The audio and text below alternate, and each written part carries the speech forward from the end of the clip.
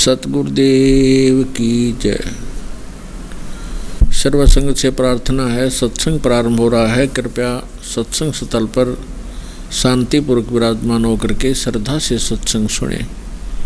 परमेश्वर की प्यारी आत्माओं से पुनर्निवेदन है, सत्संग प्रारंभ हो रहा है। कृपया सत्संग स्थल पर शांतिपूर्वक विराजमान होकर के श्रद्धा से सत्संग सुने। सत सोही बोलो सतगुरुदेव की जय।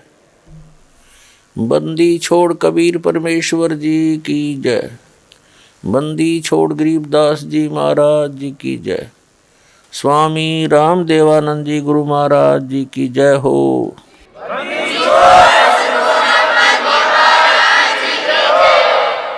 सत साहिब गरीब नमो नमो सतपुरुष को नमस्कार। गुरु की नहीं सुर नर मुनि जन साधुआ संतों सर्वसदी नहीं। सतगुरु साहेब संत सब डंडो तुम प्रणाम। आगे पीछे मध हुए तिनको जा कुर्बान। नराकार निर्विषम काल जाल वैवंजनम निर्लेपम निज निर्गुणम अकलनो वेशोन्दनम। सोहम सुरति समाप्तम सकल समाना निर्तल। उज्ज्वल हिरंबर हरदमम बेपरवाह था है वार पार नहीं मध्यतम। ग्रीव जो सुमर सिद्ध होई गणनायक गलता ना। करो अनुग्रह सोई पारस पद परवाना। आदि गणेश मनाऊं गणनायक देवन देवा। चरण कमल लो लाऊं आदंत करूं सेवा। परम शक्ति संगीतम रिद्धि सिद्धि दाता सोई। अवगत गुण अतीतम सतपुरुष निर्मोही। जगदम्बा जगदीशम मंगल रूप मुरारी। तन मन अर्पों शेषम भक्ति मुक्ति भंडारी। सुर नर मुनि जन ध्यावे ब्रह्मा विष्णु महेशा। शेष सहस मुख गावे पूज्य आदि गणेशा। इंद्र कुबेर सरीखा वरुण धर्म राय धावे। समर्थ जीवन जी का मन इच्छा फल पावे। 33 कोटि अधारा जावे से 88। उतर बहु जल पारा कट है यम की फांसी। 33 कोटि अधारा जावे से 88।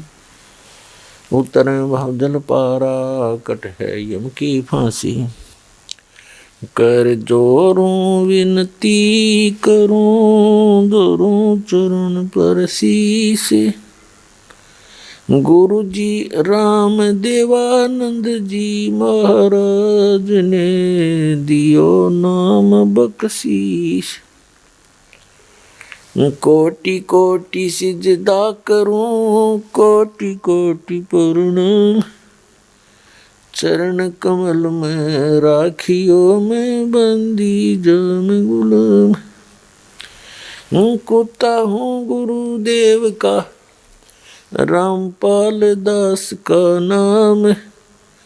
गले प्रेम की जेवड़ी जाखें चोवा जाऊं।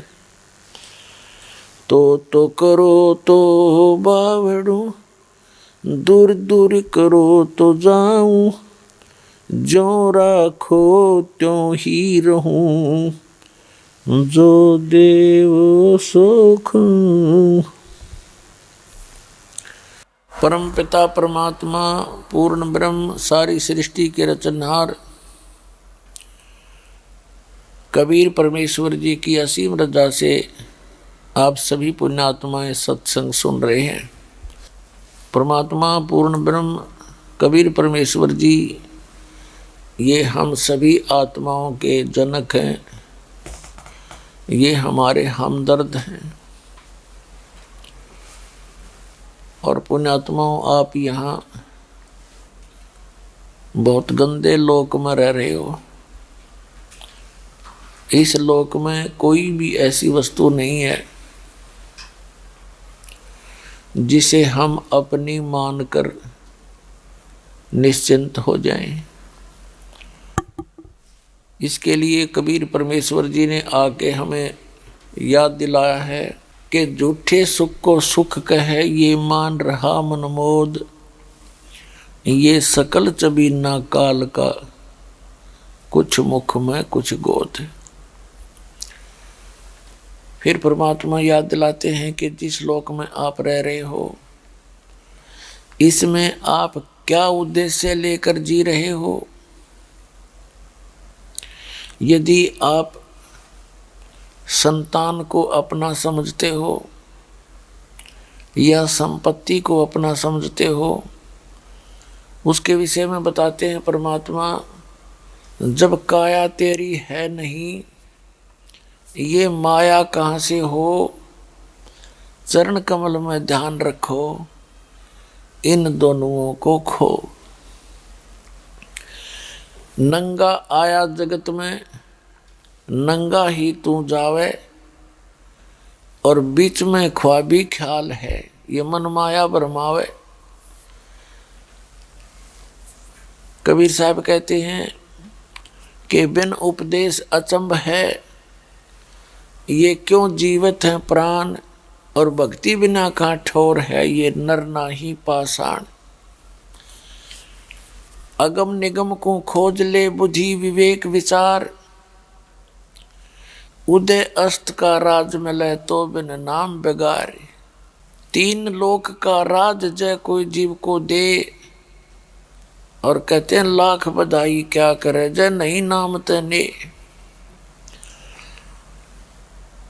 राम रटत कोड़ी भलो, राम रटत कोड़ी भलो, चू चू पड़े जो चाम। ये सुंदर शरीर किस काम का, जा मुख नाही नाम। राम रटत दारिद्र भलो, टूटी घर की छान। ये सुंदर महल किस काम के, जहाँ भक्ति नहीं भगवान। कबीर हरि के नाम बिना, राजा रसब हो। मिट्टी लदे कुमार के, घास न नीरे कोई। कबीर हरि के नाम बिना, ये नार कूतिया हो। गली गली भौंकत फिरे है, टूक न डाले कोई। ये बीबी पड़दे रहे थी, डोडी लगे थी बार। अब गात उगाड़े फिरती है, वो बनकुतिया बाजार। नक बेसर नक पे बनी, वो पैरें थी हार हमेल। सुंदरी से कुतिया बनी, सुन साहेब के खेल। परमात्मा कबीर जी हमें क्या याद दिलाते हैं कि जिस लोक में आप रह रहे हो, ये एक कसाई का ठिकाना है, और उसका नाम है ब्रह्म। ज्योत रूपी निरंजन, उसको काल कहते हैं, वो वास्तव में काल है। और उसने एक श्राप लगा हुआ है 1,00,000 मानव शरीरधारी प्राणियों का नित आहार करने का। उसके लिए आप जी को यहाँ विवश करके रोका हुआ है, और अपने तीनों पुत्रों को उसने एक एक गुण युक्त कर रखा है सुनियोजित तरीके से। उनके अंदर से ऐसी रेज निकलती हैं, ऐसी किरण निकलती हैं, वो हम सभी को प्रभावित रखती हैं। रजगुण युक्त श्री ब्रह्मा जी विष्णु सतगुण युक्त, और तमगुण युक्त शंकर भगवान कर रखे हैं। इनके शरीर से, इनकी बॉडी से निकल रही वो तरंगें तीन लोक में रहने वाले सभी प्राणियों को प्रभावित करती हैं। पाताल लोक, ये पृथ्वी लोक और ऊपर स्वर्ग लोक। तो इनके कारण जैसे ब्रह्मा जी के अंदर से निकल रही जो रेज हैं, किरणें हैं, तरंगे हैं, वो प्रत्येक प्राणी को, चाहे वो किसी भी योनि के अंदर है, किसी भी जूनी में है, सबको प्रभावित करता है और संतानों उत्पत्ति करते हैं। और यहाँ की सुख सुविधाओं की जो इच्छा हमारे अंदर बनती है, ये उसी के कारण है। अब जैसे किसी ने शराब पी रखी हो तो उसके शराब पीने से उसके अंदर जो गतिविधि होगी वो शराबी वाली ही होगी, उसके बस की बात नहीं है। और जब वो शराब उतर जाती है, उसका नशा, फिर वो जेंटलमैन है। तो इस आत्मा को यहाँ इस काल ने इन तीनों गुण रूपी माया की भांग पिला दी। भगवान विष्णु जी के शरीर से निकल रही सतोगुण की जो किरणें हैं, वो आप जी को यहाँ पर एक दूसरे में ममता बनाती है, मोह बनाती है, संपत्ति में, आपस में, बच्चों में, माता पिता में, भाई बहन, रिश्तेदारी, नाताओं में। तो जीव के बस का नहीं इसको अपने सतर से दूर हो सके। ऐसे ही तमोगुण का तो आपको अंडरस्टूड है ही। भगवान शंकर से निकल रही रेज, आदमी 1 मिनट में मनमाने ना जाने किसके साथ झगड़ पड़े, लट्ठम लट्ठा हो जा, गोलियां तक चल जाती हैं। तो कहने का भाव ये है कि इन तीनों गुण रूपी माया से सभी प्राणियों को विवश किया हुआ है इस काल भगवान ने। और इसका बचाव क्या है? कबीर परमेश्वर जी की शरण में आने से, उनके सत मंत्रों के जाप करने से ये प्रभाव फिर कम हो जाता है, धीरे धीरे निष्क्रिय होने लग जाता है। ये एंटीबायोटिक्स टैबलेट समझ लो, कैप्सूल समझो परमात्मा के नाम की, जो इस काल के भांग को उतार देती हैं।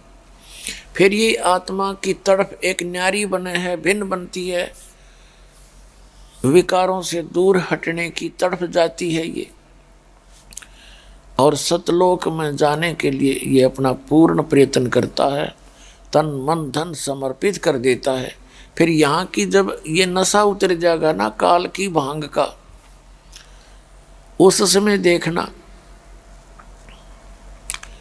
पहले जो शराब पिया करते थे, हुक्का बीड़ी पीते थे, मांस खाते थे, अब जब भांग उतर जाएगी ना, ये ज्ञान समझ में आ जाएगा, फिर उसको वो नरक दिखाई देगा पिछला जीवन। हे भगवान, और कितनी खुशी के साथ अपने कर्म फोड़ रहे थे।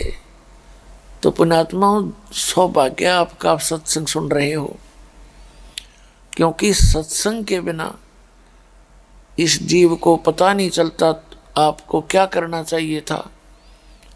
और जो क्रियाएं आप कर रहे हो ये करण की भी है कि नहीं? कोई चोरी कर रहा है, उससे राजी हो रहा है, कसाई बकरे काट रहा है, उससे खुश हो रहा है, कोई मांस खाता है, उसको बुरा मानने नहीं रहा, क्योंकि बुरा मानना तो खावे को नहीं उसने। तो पुण्यात्माओं, इस ज्ञान से प्रथम तो हम इंसान बनेंगे, और इंसान से फिर देवता बनेंगे। क्योंकि देवता कौन होते हैं? जो बुराइयों से दूर हो जाए, भगवान की भक्ति करें, वो देवता। तो पुण्यात्माओं, परमात्मा ने रजा बख्शी आपके ऊपर, सेट करवाई। अन्यथा जो भक्ति नहीं करते और भक्ति करते भी हैं तो झूठे नामों की, नकली नामों की और झूठे गुरुओं से दीक्षा प्राप्त करके या अपनी मन मर्जी से कोई अन्य उपासना करते हैं, वो सारी यूजलेस है, वो व्यर्थ प्रयत्न है भक्ति मार्ग का। इसलिए परमात्मा बताते हैं, जो भक्ति नहीं करते और करते हैं तो शास्त्र विधि त्याग के मनमाना आचरण करते, और जो आज एक विशेष धारणा बनी हुई है समाज के अंदर इस काल भगवान की प्रेरणा से कि सत्संग के अंदर अच्छे व्यक्ति नहीं जाते, अच्छी बहन बेटियां नहीं जाती। और दूसरी धारणा ये बनी हुई है कि भक्ति तो बुढ़ापे में कराया करें। छोटे छोटे बच्चे भी सत्संग में जाते हैं, बताए न कि अक्ल मारी जा रही। तो पुण्यात्माओं, ये सारा का सारा तत्व ज्ञानहीनता का परिणाम है। अब जैसे कई ये कहते हैं हम ना जाया करें सत्संग हमारी, क्योंकि ऊंच घरों की बहन बेटियां सत्संग में ना जाती, तो उनके लिए परमात्मा कहते हैं दुर्भाग्य उनका, सौभाग्य उनका है कि उन्होंने पिछले जन्मों में कोई अच्छे पुण्य और भक्ति कर रखी थी, जिस कारण से इस संसार की इस झूठी शोभा के अंदर आज वो सम्मानित हैं। ऊंच कोई पद प्राप्त करके या कुछ थोड़ी सी माया गणी प्राप्त करके या कोई मंत्री, प्रधानमंत्री, मुख्यमंत्री बन के। तो परमात्मा कहते हैं जो भक्ति नहीं करेंगे ना, आगे उनकी ऐसी दुर्गति होगी। और जो परमात्मा ने जो ज्ञान दिया है वो सारा सत्य है। यदि हम भगवान के विधान को पालन नहीं करेंगे तो वो हमारी ही मूर्खता होगी। अब क्या बताते हैं परमात्मा कि वो ऊंचे घरों की बहू बेटियां पर्दों में रहा करती थी, पर्दों में, और उनके पास कोई भी अन्य औरत या कोई अन्य पुरुष नहीं जा सकता था। उनको मिलने के लिए भी उनके सामने उनके गेट के ऊपर पहरेदार रखे जाते थे। तो परमात्मा कहते हैं कि बीबी पर्दे रही थी और ड्योढ़ी लगे थी बार, अब गात उगाड़े फिरती हैं वो बनकुतिया बाजार। वो पर्दे की सुंदरी नक बेसर नक पे बनी और पैरें थी हार हमेल, और सुंदरी से कुतिया बनी सुन साहेब के खेल। फिर परमात्मा कहते हैं वो पर्दे की सुंदरी सुनो संदेशा मोर, अब गात उगाड़े फिरती हैं वो करें सुरायों शोर। अब परमात्मा बताते हैं कि जो भक्ति नहीं करती और ऊंचे घरों की बहू बेटियां थी, पर्दों में रहा करती थी, सामने पहरेदार ड्योढ़ी लगा करती थी, एक सत भक्ति ना करके अगले जन्म में वो कुतिया बनती हैं। और जब तो वो इज्जत के कारण घर से बाहर नहीं निकलने देते थे, उनको सत्संग में नहीं जाने देते थे, स्वयं भी नहीं जाते थे।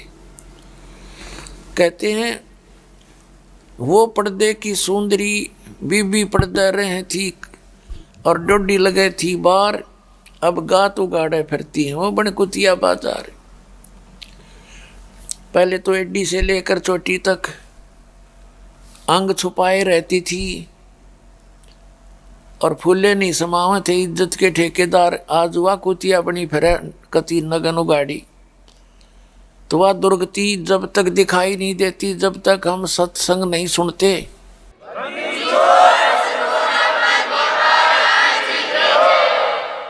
फिर परमात्मा कहते नक बेसर नक पे बनी, नाक के अंदर सोने के से बड़े बड़े टांग लिया करती, और पैरें थी हार हमेल, 9 लाख के हार पहरा करती गले में। और कहते हैं सुंदरी से कुतिया बनी, अब सुन साहेब के खेल। वो पर्दे की सुंदरी और सुनो संदेशा मोर, अब गात उगाड़े फिरती है वह करे सरायों शोर। पहले वो रानी या अच्छे ऊंच घरों की गणी माया के जो धनवंत थे माया के पुजारियों की पत्नियां, ये वो स्वयं भी, उनकी बहू बेटियां, कहते हैं काजू किस्मत सेब संत काजू किस्मत मिला मिला के हलवे बनाया करती थी, खीर बनाया खाया करती थी। ये उसके पूर्व जन्म के संस्कार थे, पूरे जन्म के जन्म जन्मों के कोई पुण्य थे वो प्राप्त थे। पीछे की बैटरी चार्ज थी, लेकिन आगे चार्जर लगवाया नहीं तो बैटरी डिस्चार्ज हुई, पुण्य कर्म समाप्त हुए, पाप कर्मों का दौर शुरू हुआ। फिर वही आत्मा फिर कुतिया बनकर धर्मशाला के आसपास धक्के खाती है, और एक टूक के लिए उन धर्मशालाओं में, सरायों में आते जाते अतिथि रुका करते थे, और खाना खा करके या खाते समय एक टूक डाल देते थे, छोटा सा रोटी का टुकड़ा, और वो भी इतनी दूर से रेत के अंदर। वो काजू और किस्मस की खीर और हलवे खाने वाली वो आत्मा, उच्च घरों की वो बहू बेटियां आज कुतिया बनकर एक टूक के लिए तरस रही है, और 10 ग्राम रेत साथ खा रही है उस टूक के रोटी के, जब वो बकवाद ले ही नहीं पड़े थी उनकी। तो पुण्यात्माओं, परमात्मा कितने दयालु हैं, अपना विधान बताने के लिए आए, इस काल का ज्ञान कराने के लिए आए कि तुम किस गंदे लोक में रह रहे हो, और इससे बचाव का तरीका बता दिया कि ये है यहाँ से निकल जाने का, और ये सु अवसर है, ये बिचली पीढ़ी वाला जो कलयुग के 5500 वर्ष बीत जाने के बाद ये प्रक्रिया शुरू होनी थी, जो अब शुरू हो चुकी है। अब आप निकल सकते हो। तो परमात्मा बताते हैं, कबीर हरि के नाम बिना वो राजा रसब हो। अब क्या बताते हैं परमात्मा कि एक भक्ति ना करने से पूर्व जन्म का पुण्यकर्मी प्राणी जो आज मंत्री, प्रधानमंत्री, मुख्यमंत्री या कोई और बढ़िया कोई पैसे वाला व्यक्ति है, धनी व्यक्ति है, तो वो भक्ति ना करके कहते हैं आप राजा को यहाँ का एक सबसे श्रेष्ठ और समर्थ व्यक्ति मानते हो। परमात्मा कहते हैं भगवान की भक्ति ना करने से वो राजा भी गधा बनेगा, और गधे के साथ क्या बनती है फिर, सारा दिन कुम्हार उससे काम लेता है, और शाम के समय उसको जंगल में भेज देता, छोड़ देता है, एक मारता लटकड़ में, कमर में, और जा। अब पेट भी बार भर के आता वो, और आते शाम फिर पकड़ जाता कान उसका, और सुबह सारा दिन फिर काम लेता है। उसको घर पे चारा भी नहीं डालता। तो पुण्यात्माओं, जब आपकी यह भांग उतर जाएगी, जिस समय आपको ये ज्ञान समझ में आ जाएगा और आपकी भांग उतर जाएगी, जिसमें आप इस झूठे सुख में फूले फिर रहे हो, उस समय आपका ये सारी बात समझ में आवेंगी और सारी सत्य दिखाई देंगी। जब तक यह भांग का नशा है तब तक आपने ऐसे लगेगी जैसे वैसे ही कह रखा होगा, डराने के लिए।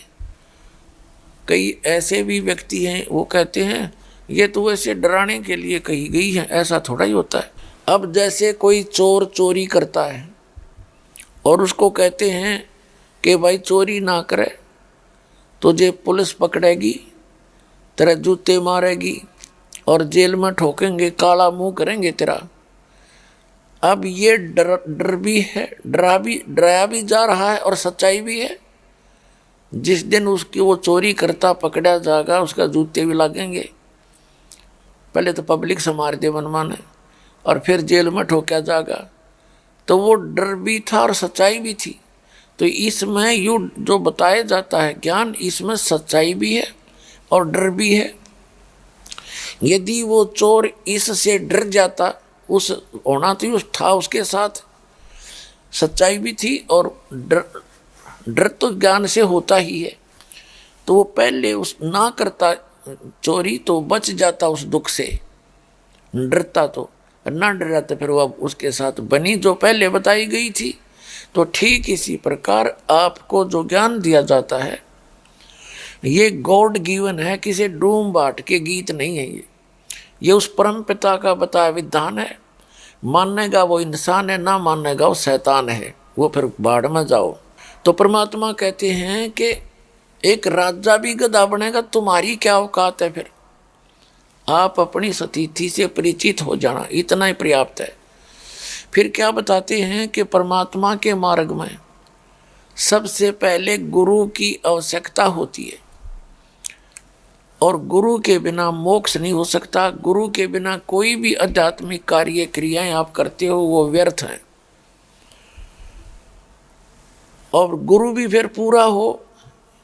अब जैसे कोई अधिकारी है और वो बनाता है पासपोर्ट या ड्राइविंग लाइसेंस, तो उसी से बनवाया हुआ पासपोर्ट आपको आगे काम आवेगा। और वैसा ही passport as it is duplicate भी कोई बना दे, ठीक है, जब तक उसका काम नहीं पड़ेगा, उसकी आवश्यकता नहीं पड़ेगी, जहाँ उसकी आवश्यकता पड़ती है तब तक तो कोई प्रॉब्लम नहीं। लेकिन जिस समय जहाँ पर उसकी आवश्यकता पड़ेगी वो डुप्लीकेट वहाँ काम नहीं करेगा, उस समय बहुत देर हो चुकी होगी और आप दंडित भी होगे डुप्लीकेट पासपोर्ट बनवा के या लाइसेंस बनवा के। तो पुण्यात्माओं, ये सत्कर मान लेना, इस पूरे विश्व में इस दास के अतिरिक्त वर्तमान के अंदर सतलोक जान का पासपोर्ट बनाने वाला पृथ्वी पर नहीं है। ये था आपका जच्चा चाहे ना जच्चा।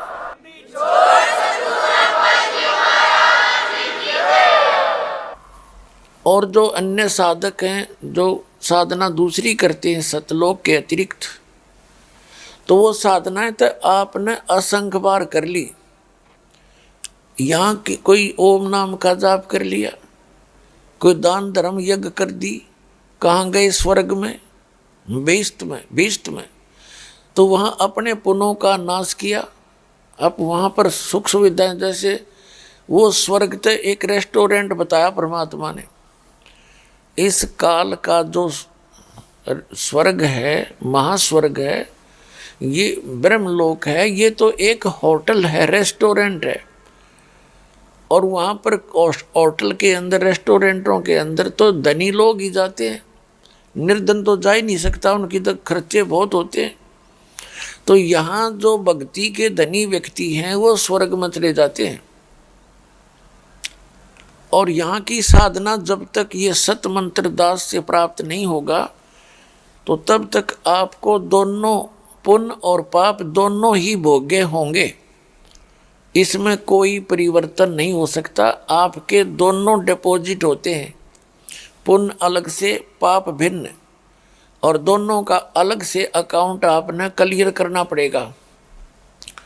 पुण्यों के लिए आप जाओगे स्वर्ग में, महास्वर्ग में, जैसी भी आपकी जितनी जेब में आपके पैसा होगा, धन भक्ति का होगा, तो वहाँ उसके समाप्त होते ही ऊपर होटल बना रखे इन्होंने, इस काल भगवान नर इसके ये देवताओं ने, और आपसे वहाँ चार्जिंग ली जाती है। किसी में 10% है और किसी में 20% है, किसी में 25% है, किसी में 15% है। यानी आपकी जितनी डिपॉजिट, जितनी टोटल पुण्य होंगे, उनका 10% तो आपका निकाल दिया जाता है। वो स्वयं अपने प्रयोग करते हैं, यह विधान है इनका। 15%, 20%। और कुछ ऐसा विधान है परमात्मा का कि कुछ पुण्य इस प्राणी के सुरक्षित रखे जाते हैं। उसके बाद फिर जब वहाँ पुण्यों का सिलसिला खत्म होया,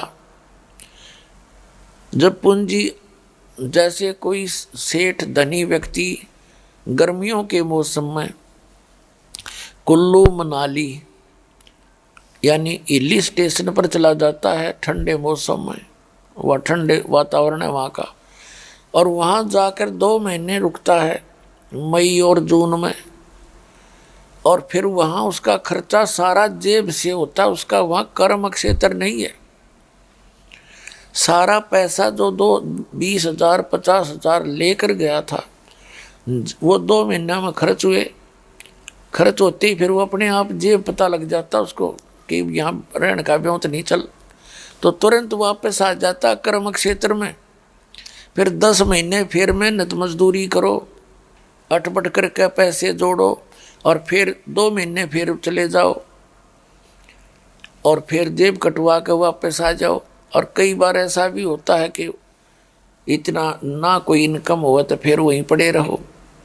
तो यहाँ परमात्मा कहते हैं कि जिस साधना को आप ब्रह्म तक की साधना को वेदों अनुसार जो साधना और गीता अनुसार करते हो, क्योंकि गीता में भी एक केवल ओम मंत्र का प्रावधान है। 8वें अध्याय के 13वें श्लोक में कहा कि ओम इति एकाक्षरम ब्रह्म व्यवहारण मामनुस्मरण ये पर्याति तदन देहम सयाति परमाम गतिम। मुझ ब्रह्म का, गीता ज्ञानदाता कहता है श्री कृष्ण में प्रवेश करके, मुझ ब्रह्म का केवल एक ओम मंत्र है। अंतिम श्वास तक इसका जो जाप करता हुआ शरीर छोड़कर जाता है तो ओम से मिलने वाली परम गति को प्राप्त होता है। वो क्या होती है? ब्रह्मलोक में जाता है।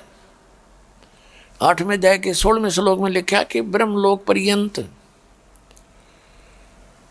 सभी प्राणी सभी लोग पुनरावृत्ति में हैं, अर्थात वहाँ पर गए हुए प्राणी भी पुनः जन्म मृत्यु के अंदर आते हैं। जन्म मृत्यु का उनका सिलसिला बना ही रहता है।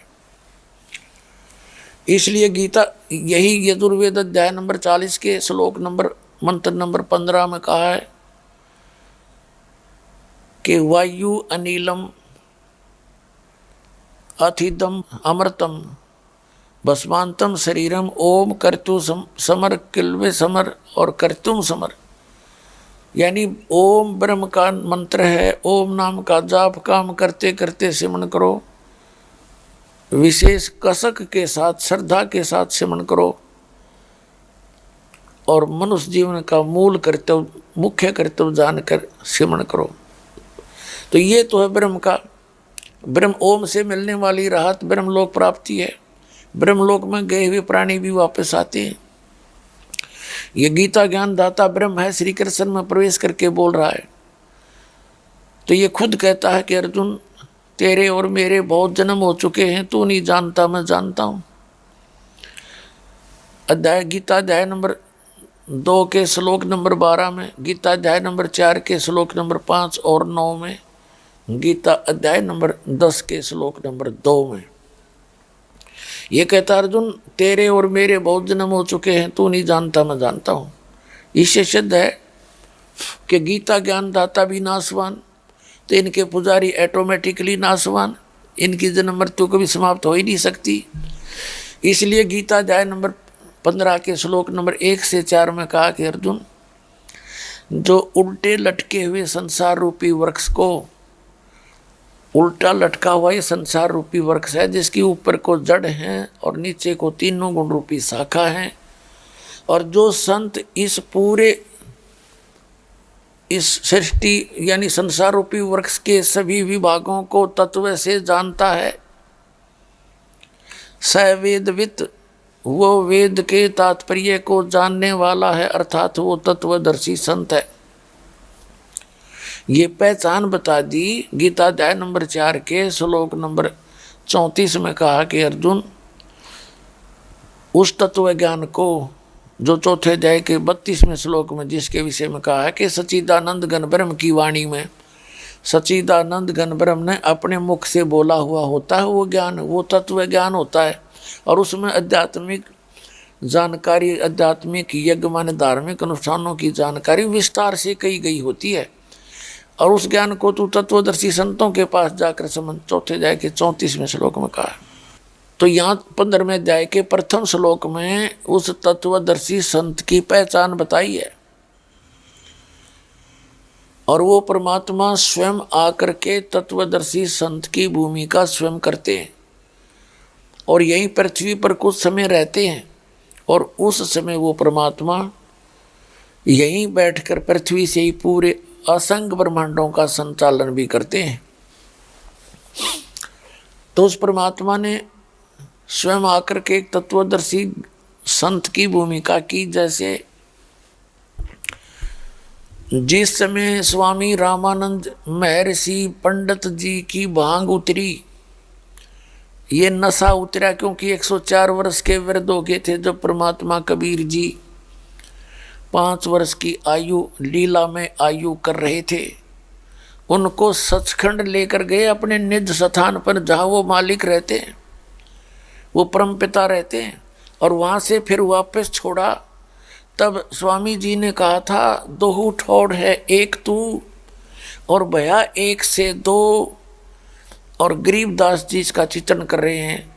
गरीबदास हम कारणे तुम आए हो मगजो, तुम साहेब तुम संत हो, तुम सतगुरु तुम हंस, और गरीबदास तुम रूप बिना और न दूजा अंश। आप ही साहेब हो, साहेब माने परमात्मा, सर्वशक्तिमान परमेश्वर समृद्ध। तुम साहेब तुम संत हो, एक रियल में जो संत के अंदर गुण होने चाहिए वो भी भगवान परमात्मा कबीर जी आप में विद्यमान है। तुम साहेब तुम संत हो, तुम सतगुरु तुम हंस। सतगुरु यानी सच्चा ज्ञान देने वाले भी आप ही हो इस पृथ्वी पर, और तुम ही हंस। हंस माने एक सच्चा भक्त। एक रियल भक्त ने कैसे रहना चाहिए और कैसे उसकी क्रिया होनी चाहिए, किस प्रकार उसका सब आचरण हो, तो वो भी पूर्ण रूप से परमात्मा आप ही में चित्रार्थ हो रहा है। कैसे? जैसे गीता जी अध्याय नंबर 7 के श्लोक नंबर 29 में कहा है, गीता ज्ञानदाता कहता है कि मेरे इस ज्ञान का जो आश्रय कर लेते हैं, तत्वदर्शी संत की खोज कर लेते हैं, फिर वो तत्वदर्शी संत से मिलने के उपरांत फिर वो उनकी क्या स्थिति होती है, वो केवल जरा और मरण से छूटने का ही प्रयत्न करते हैं। जो जरा और मरण यानी वृद्धावस्था के कहते हैं, वृद्धावस्था में जो दुख होता है प्राणी को, ये एक दुखों का पहाड़ टूटता है वृद्धावस्था। और फिर मृत्यु, इससे भी बूढ़ा का मृत्यु। सारा जीवन बच्चों को पालन पोषण में, कोठी बंगले बनाने में हम कितना श्रद्धा से लगते हैं, हर एक मिनट में मृत्यु हो जा तो ये खाक है ये स्थान। उसके लिए क्या बताते हैं परमात्मा के जो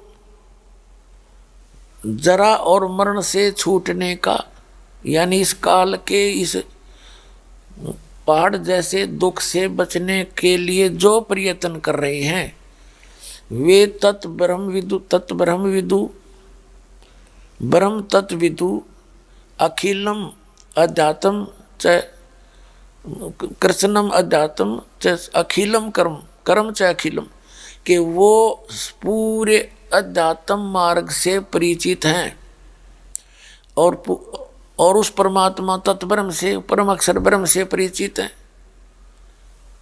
और सभी कर्मों से परिचित हैं।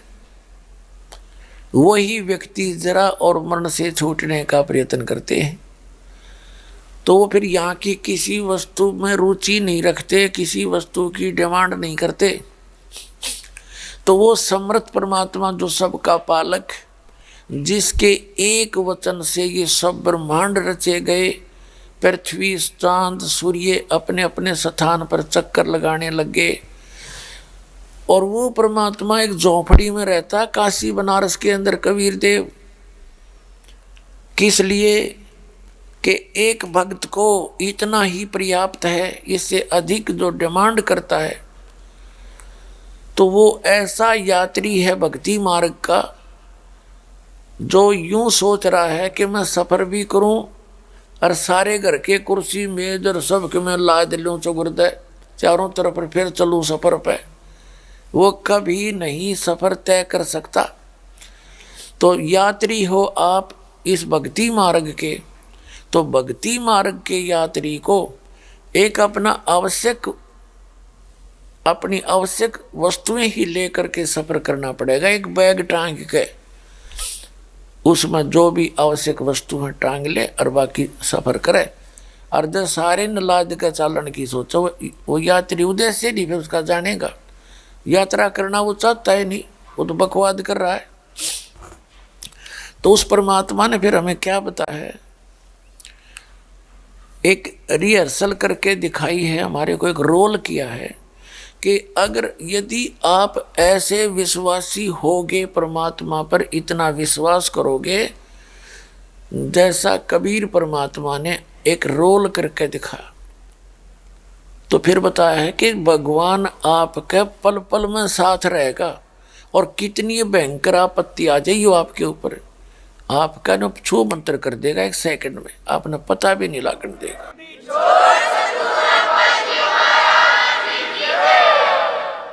और आप इस भय से डरते रहोगे कि अपनी चतुरता दिखाते हो भक्ति मार्ग पर जब सही संत के शरण माने के बाद, तो फिर आप असफल हो जाते हो। उसके लिए परमात्मा कहते हैं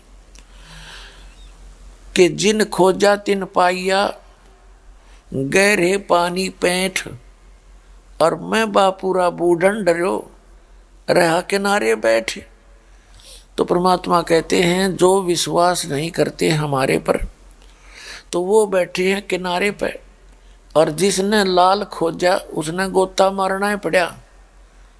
तो इसी प्रकार इस भक्ति रूपी इस दरिया में मोक्ष रूपी लाल खोजने के लिए आप जी ने निर्भय हो के परमात्मा के प्रत्येक वाणी को के वचन को पालन करना पड़ेगा।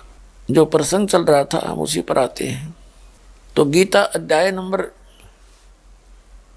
7 के श्लोक नंबर 29 में ये स्पष्ट किया है कि जो व्यक्ति जरा और मरण से छूटने का प्रयत्न करते हैं वो उस परमात्मा से, तत्ब्रह्म से, सतलोक वाले मालिक से और पूर्ण अध्यात्म से और सभी कर्मों से परिचित है। तो यहाँ वो परमात्मा ने आकर के स्वयं ही बताया है। तो वो परमात्मा आके क्या बताते हैं कि अक्षर पुरुष एक पेड़ है और सरपुरुष वा की डार और तीनों देवा शाखा हैं ये पात रूप संसार। उल्टा लटका हुआ संसार रूपी वृक्ष है। इसके ऊपर को तो मूल है और नीचे को जो तना है, जैसे पृथ्वी से बाहर दिखाई देता है पेड़ का जो वो सारा कुछ, वो पेड़ कहलाता है, वृक्ष कहलाता है। और उसका जो तुरंत जमीन के बाहर तुरंत जो मोटा हिस्सा होता है उसको तना कहते हैं। और उसके आगे फिर एक मोटी डार होती है, डार का फिर शाखा होती है। तो यहाँ परमात्मा कहते हैं कि अक्षर पुरुष एक पेड़ है और सरपुरुष वा की डार और तीनों देवा शाखा हैं ये पात रूप संसार। ये देखिएगा एक चित्र है परमात्मा का बताया हुआ, ये रचा हुआ। ये समझो एक उल्टा लटका हुआ संसार रूपी वृक्ष है। इसके लिए परमात्मा ने क्या बताया है,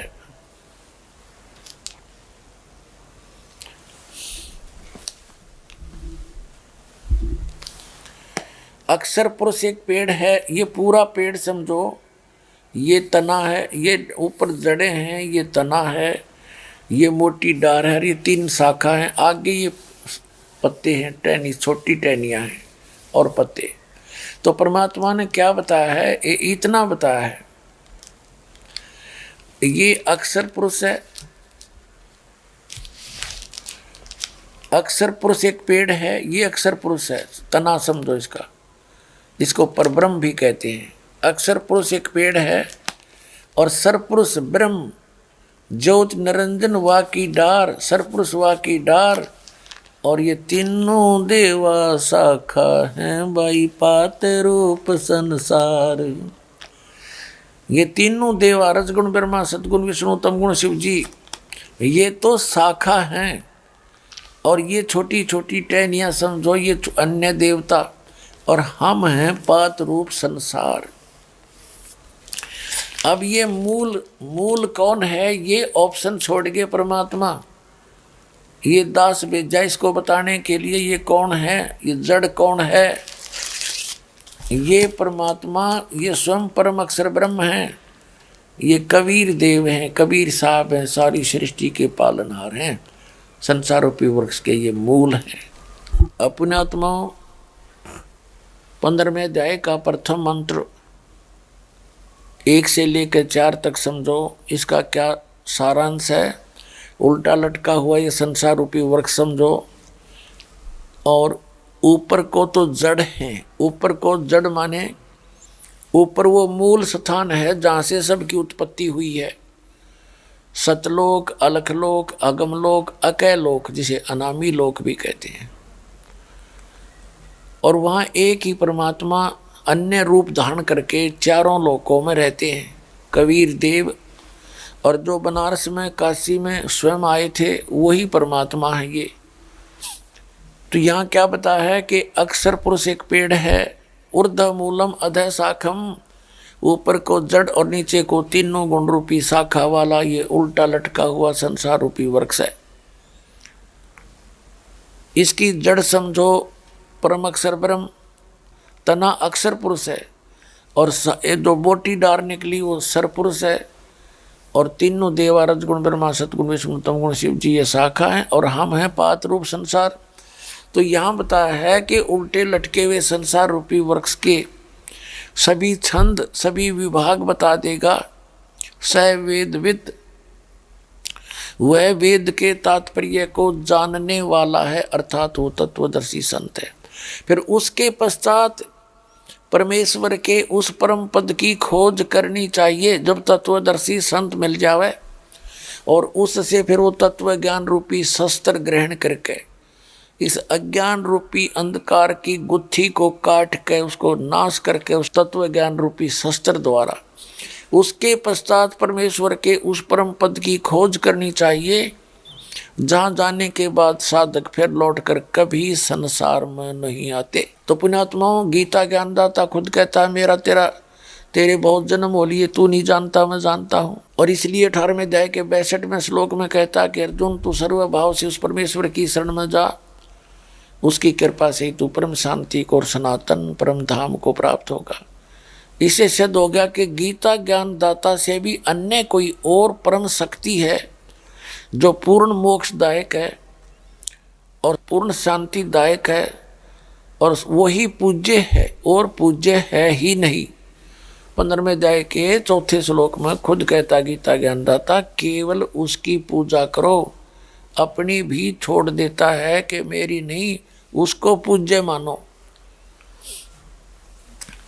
तो पुण्यात्माओं, वो परमात्मा स्वयं आकर के ये ज्ञान देते हैं, तुम साहेब तुम संत हो, और तुम सतगुरु तुम हंस, और गरीब दास तेरे रूप बिना और न दूजा अंश। तो प्रसंग चल रहा था कि पुण्यात्माओं, सतभक्ति ना करने से इस जीव की के दुर्गति होती है, और उस भक्ति के लिए सबसे पहले गुरु की आवश्यकता होती है। और गुरु यदि डुप्लीकेट है तो जीवन का नाश हो गया आपके का। और इस काल भगवान ने असंख्यों बिना गिनती के नकली संत भेज दिए ही। पहले तो ये ब्राह्मण थे, थोड़े बहुत बेचारे अटपट करके ये थोड़े बहुत सरासर दामलाएं रहा करते। अरीब तो ये इसे कसाई भेज दिए, केवल माया उपार्जन इनका मूल उद्देश्य है, अटपट का पता नहीं है। और बैठा दिया, करोड़ों की संख्या में जीव काल के मुंह में फंसा दिए, जो जकड़ दिए। अब वो इसी श्रद्धालु हैं, उनको कोई समझाने की चेष्टा करता है तो वो इस बात पर दृढ़ हैं कि गुरु जी के विषय में निंदा नहीं सुननी चाहिए। गुरु जी की निंदा होती है, कोई उसको चोर बताता हो, उसको डाकू बताता हो, उसको कोई और बदमाश बताता हो तो निंदा है। यदि आध्यात्मिक मार्ग में कोई चर्चा चलती है उसको निंदा नहीं करनी चाहिए, वो आध्यात्मिक ज्ञान चर्चा है, उसको सुनना चाहिए। अच्छी लगे तो ग्रहण करो और नहीं लगे तो छोड़ दो। तो कहने का भाव ये है कि आध्यात्मिक ज्ञान चर्चा के अंदर कहते हैं अपनी अपनी कह गए इस दुनिया के माँ, और बिन साहेब की बंदगी कहीं ठोर ठिकाना ना, बिन परमात्मा की भक्ति कहीं ठोर ठिकाना ना। अभी तक जो शास्त्रार्थ कराया करते अपने सदग्रंथों से अध्याय और उनके श्लोक मंत्र याद कर लिया करते और उनके फटाफट मंत्र और वो बोलते रहते थे।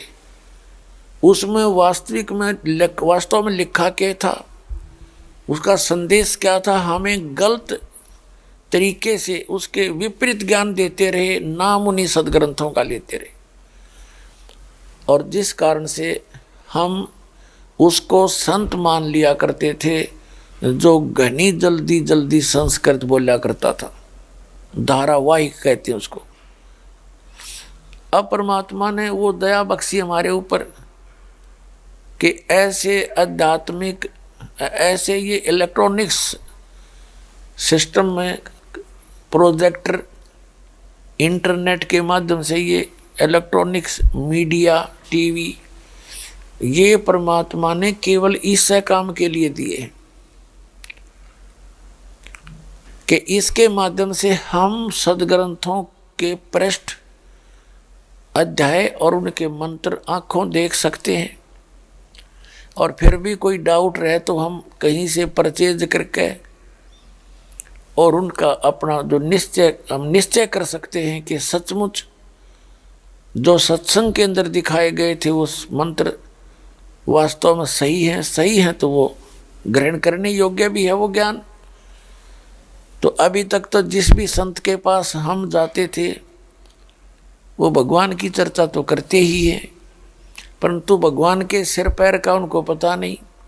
तो हम श्रद्धालु भगवान की चर्चा सुनते ही गदगद हो जाते थे।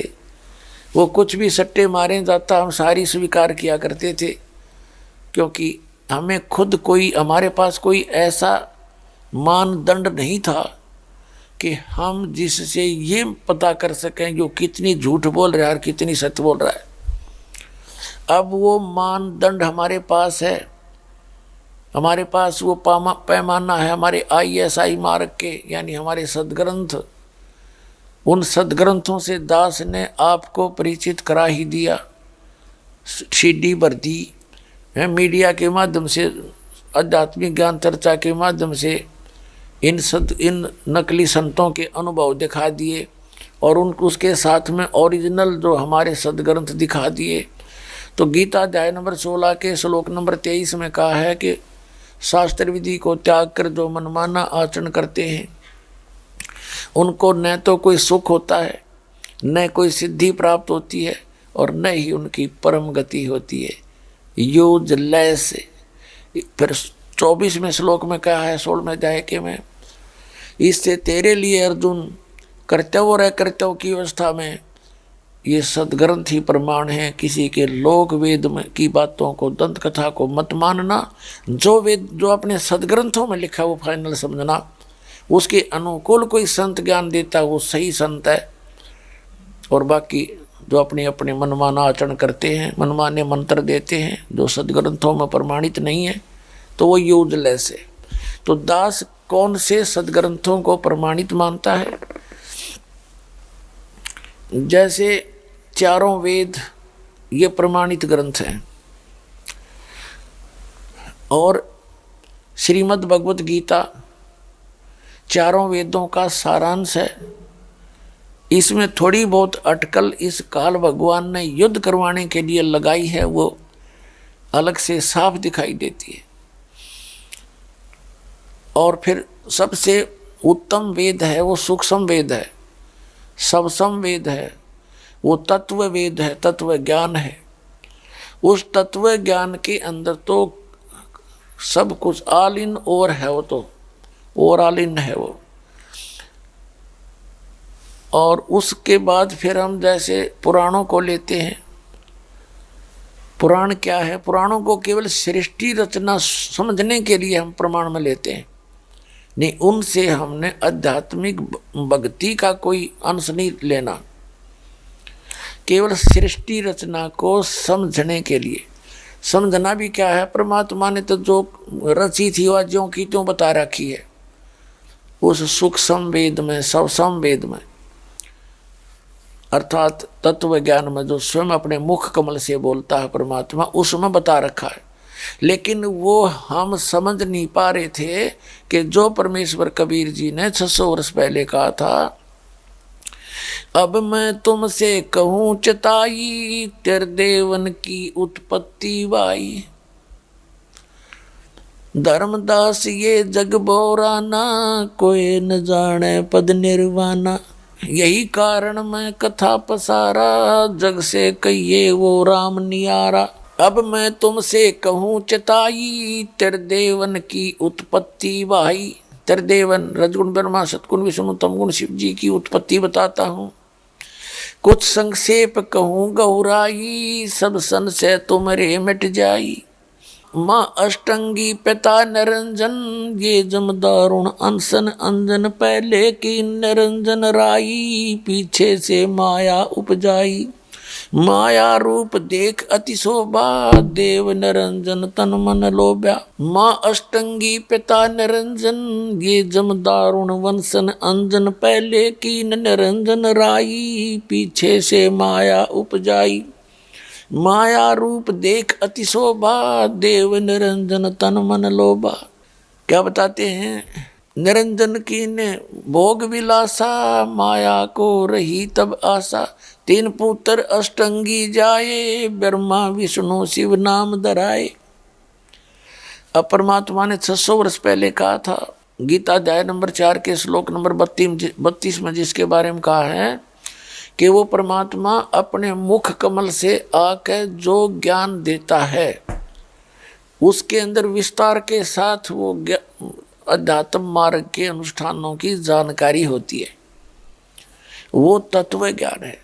तो उस ज्ञान में परमात्मा ने पहले बोल दिया था कि इन ब्रह्मा विष्णु महेश की उत्पत्ति बताता हूँ। धर्मदास जी, अपने प्यारी आत्मा धर्मदास जी से कहा था भगवान ने, क्योंकि धर्मदास जी वैष्णव परंपरा से जुड़े हुए थे। विष्णु जी और शंकर भगवान के पुजारी थे, दुर्गा माता को भी पूजते थे जैसे हम हिंदू सभी पूजा करते थे। तो फिर परमात्मा ने उसको बता दिया था कि ब्रह्मा विष्णु महेश नासवान हैं, इनकी जन्म मृत्यु होती है। ये दुर्गा देवी इनकी माता है, और ज्योत स्वरूपी निरंजन जिसको तुम ब्रह्म कहते हो, हम उसे काल कहते हैं, ये इनका पिता है। इन दोनों के संयोग से कहते हैं फिर ये तीनों पुत्रों की उत्पत्ति हुई थी, ब्रह्मा विष्णु और महेश की। और फिर साथ में ये भी बताया परमात्मा ने कि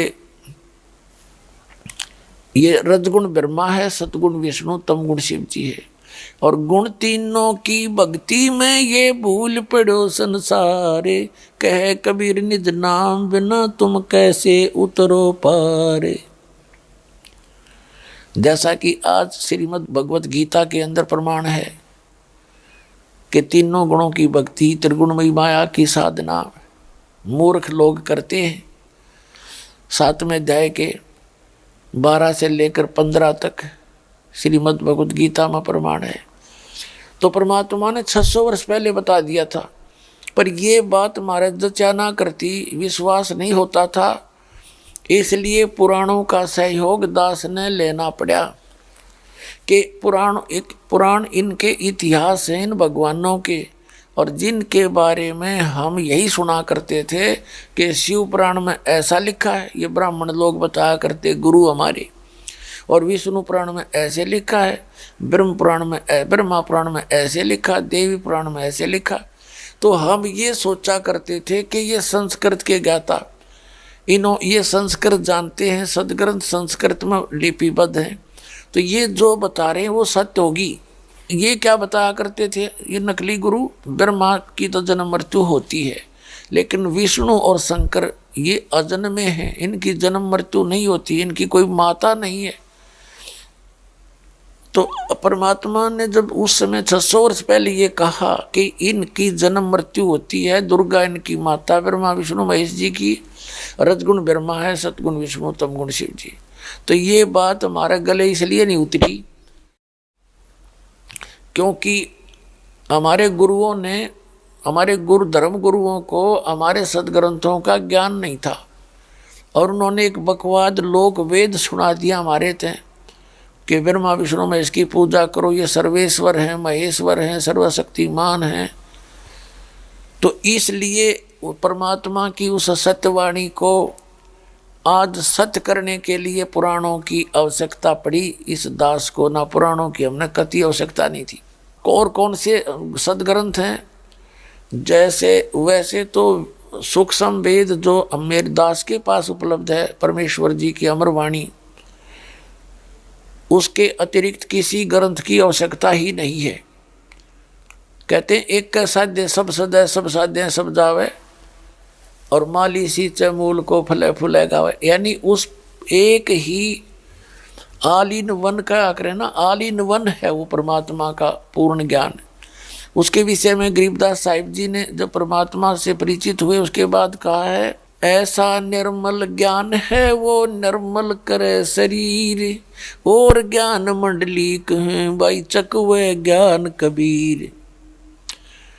ऐसा निर्मल ज्ञान है गॉड गिवन, वो कबीर परमात्मा जो बताता है।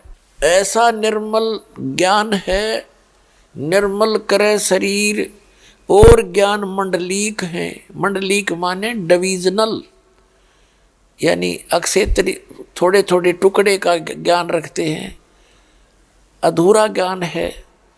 जैसे शिव पुराण में शिव जी की महिमा, विष्णु पुराण में विष्णु जी की महिमा, देवी पुराण में देवी की महिमा, ब्रह्मा पुराण में ब्रह्मा की महिमा, तो और आगे का ज्ञान नहीं उनको। तो वो डिवीजन यानी एक अक्षेत्रीय ज्ञान है, बस एक सीमित ज्ञान है, एक डिवीजन मंडल का।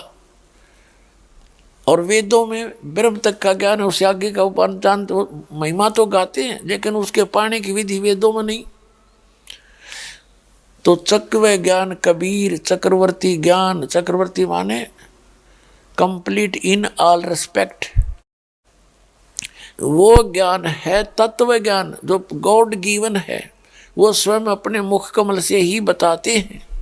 तो उस ज्ञान के अंदर सब कुछ लिखा हुआ। तो दास का जो आधार है आप जी को सत्संग सुनाने का, और वो यथार्थ मंत्र जो भक्ति के हैं वो बताने का आधार है, वो सूक्ष्म वेद है, सवसम वेद तत्व ज्ञान है, वो जो गॉड गिवन है, गॉड कबीर गिवन।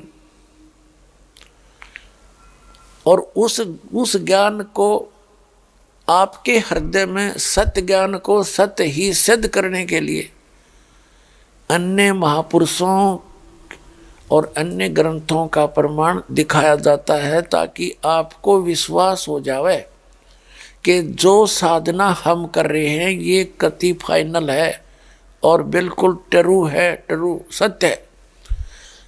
ये जब आपके हृदय में कति उतर जाएगी का बात, ये ज्ञान कि हम जो कर रहे हो फाइनल है, तो तब आप इस भक्ति सफर पर निर्बाध चल पाओगे।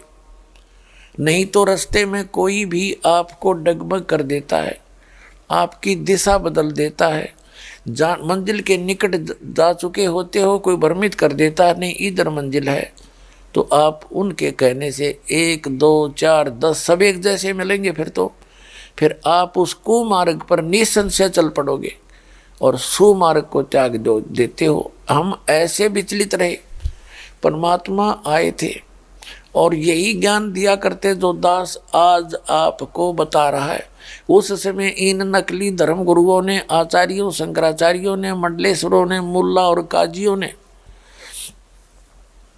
परमात्मा के इस ज्ञान को हमारे अंदर प्रवेश होने नहीं दिया।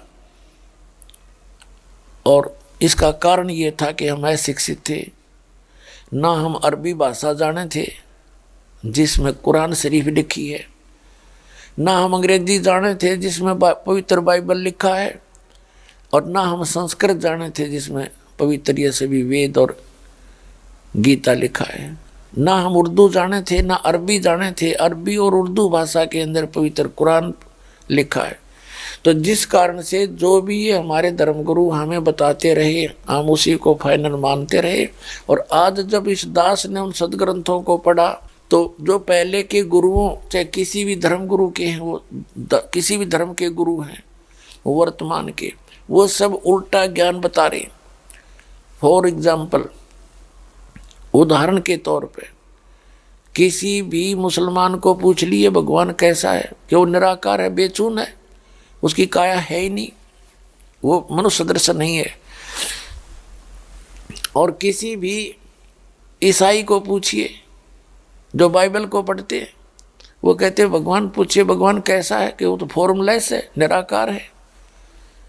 किसी भी हिंदू धर्म से संबंधित भगत को पूछिए कि भगवान कैसा है, कि निराकार है और विष्णु जी का पुजारी है।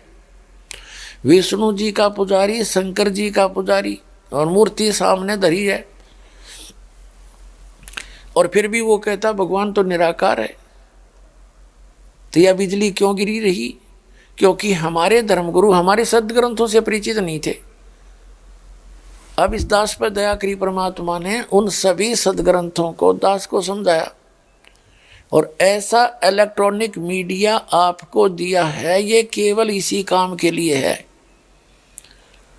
अन्यथा पुण्यात्माओं, यदि हम सद्भक्ति नहीं करेंगे, धर्म पुण्य नहीं करेंगे, जैसे अब बिजली गिर गई है प्रत्येक धर्म में, मांस खाने की, शराब पीने की, हुक्का बीड़ी सिगरेट पीने की, तो ये यह साइंस के डाल डावेगी आपके, जब ये कर्म बिगड़ जाएंगे, वर्षा होनी बंद हो जाएगी और भूखे मरेंगे, ये जहाज भी खड़े खड़े जरेंगे। अरे ये कौन देखेगा टीवी ने, जब बिरानमैटी हो जाएगी प्राणी की। इसका उद्देश्य केवल यही है कि परमात्मा अपने बच्चों को अपना परिचय दे सकता है इसके माध्यम से, इसलिए बनवाया, ना तो इसकी कोई आवश्यकता नहीं थी। अब जो ऐसा हाहाकार मचा हुआ वर्तमान में, एक माया के अतिरिक्त किसी को भी दूसरी वस्तु दिखाई नहीं देती। भगवान भी भूल भाल गए। 2 नंबर से मिल लो चाहे 1 नंबर से मिल लो, चोरी से मिलो चाहे डाके से, चाहे मिलावट से, माया दिखाई देती है। फिर इस माया की दौड़ में एक दिन ऐसा जुल्म हो जाएगा, हाहाकार मच जाएगी, नैतिकता खत्म होगी, कोई शर्म लाज रही नहीं। तो पुण्यात्मा, ये ऐसे बचा नहीं करते मानव, जिस स्पीड से, जिस दिशा में अब चल रहे हैं, यहाँ रहने के लिए और बसने के लिए तो परमात्मा की भक्ति और सत भक्ति, दान धर्म, सब बुराई छोड़ के तब हम बच सकते हैं, ना तो आग लग जाएगी थोड़े दिन में। आप देख रहे हो क्या हालत हो रही है, इन राजनेताओं ने देख लो। पुण्यात्माओं, जब आपका यह बात समझ में आ जाएगी, आप इन राजनेताओं को तो ऐसा समझोगे जैसे बालक खिलौना तो खेला करें। ये सत्कर मान लेना, जिस दिन आपका यह उदास की यो ज्ञान समझ में आ जाएगा।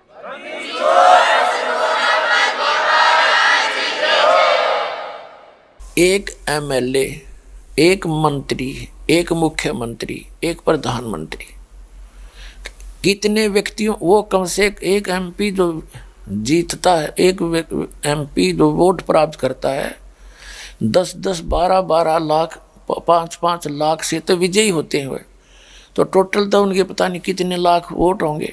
तो वो कितने व्यक्तियों को सुख दे सकता है, कितनों को नौकरी दे सकता है, विचार करो।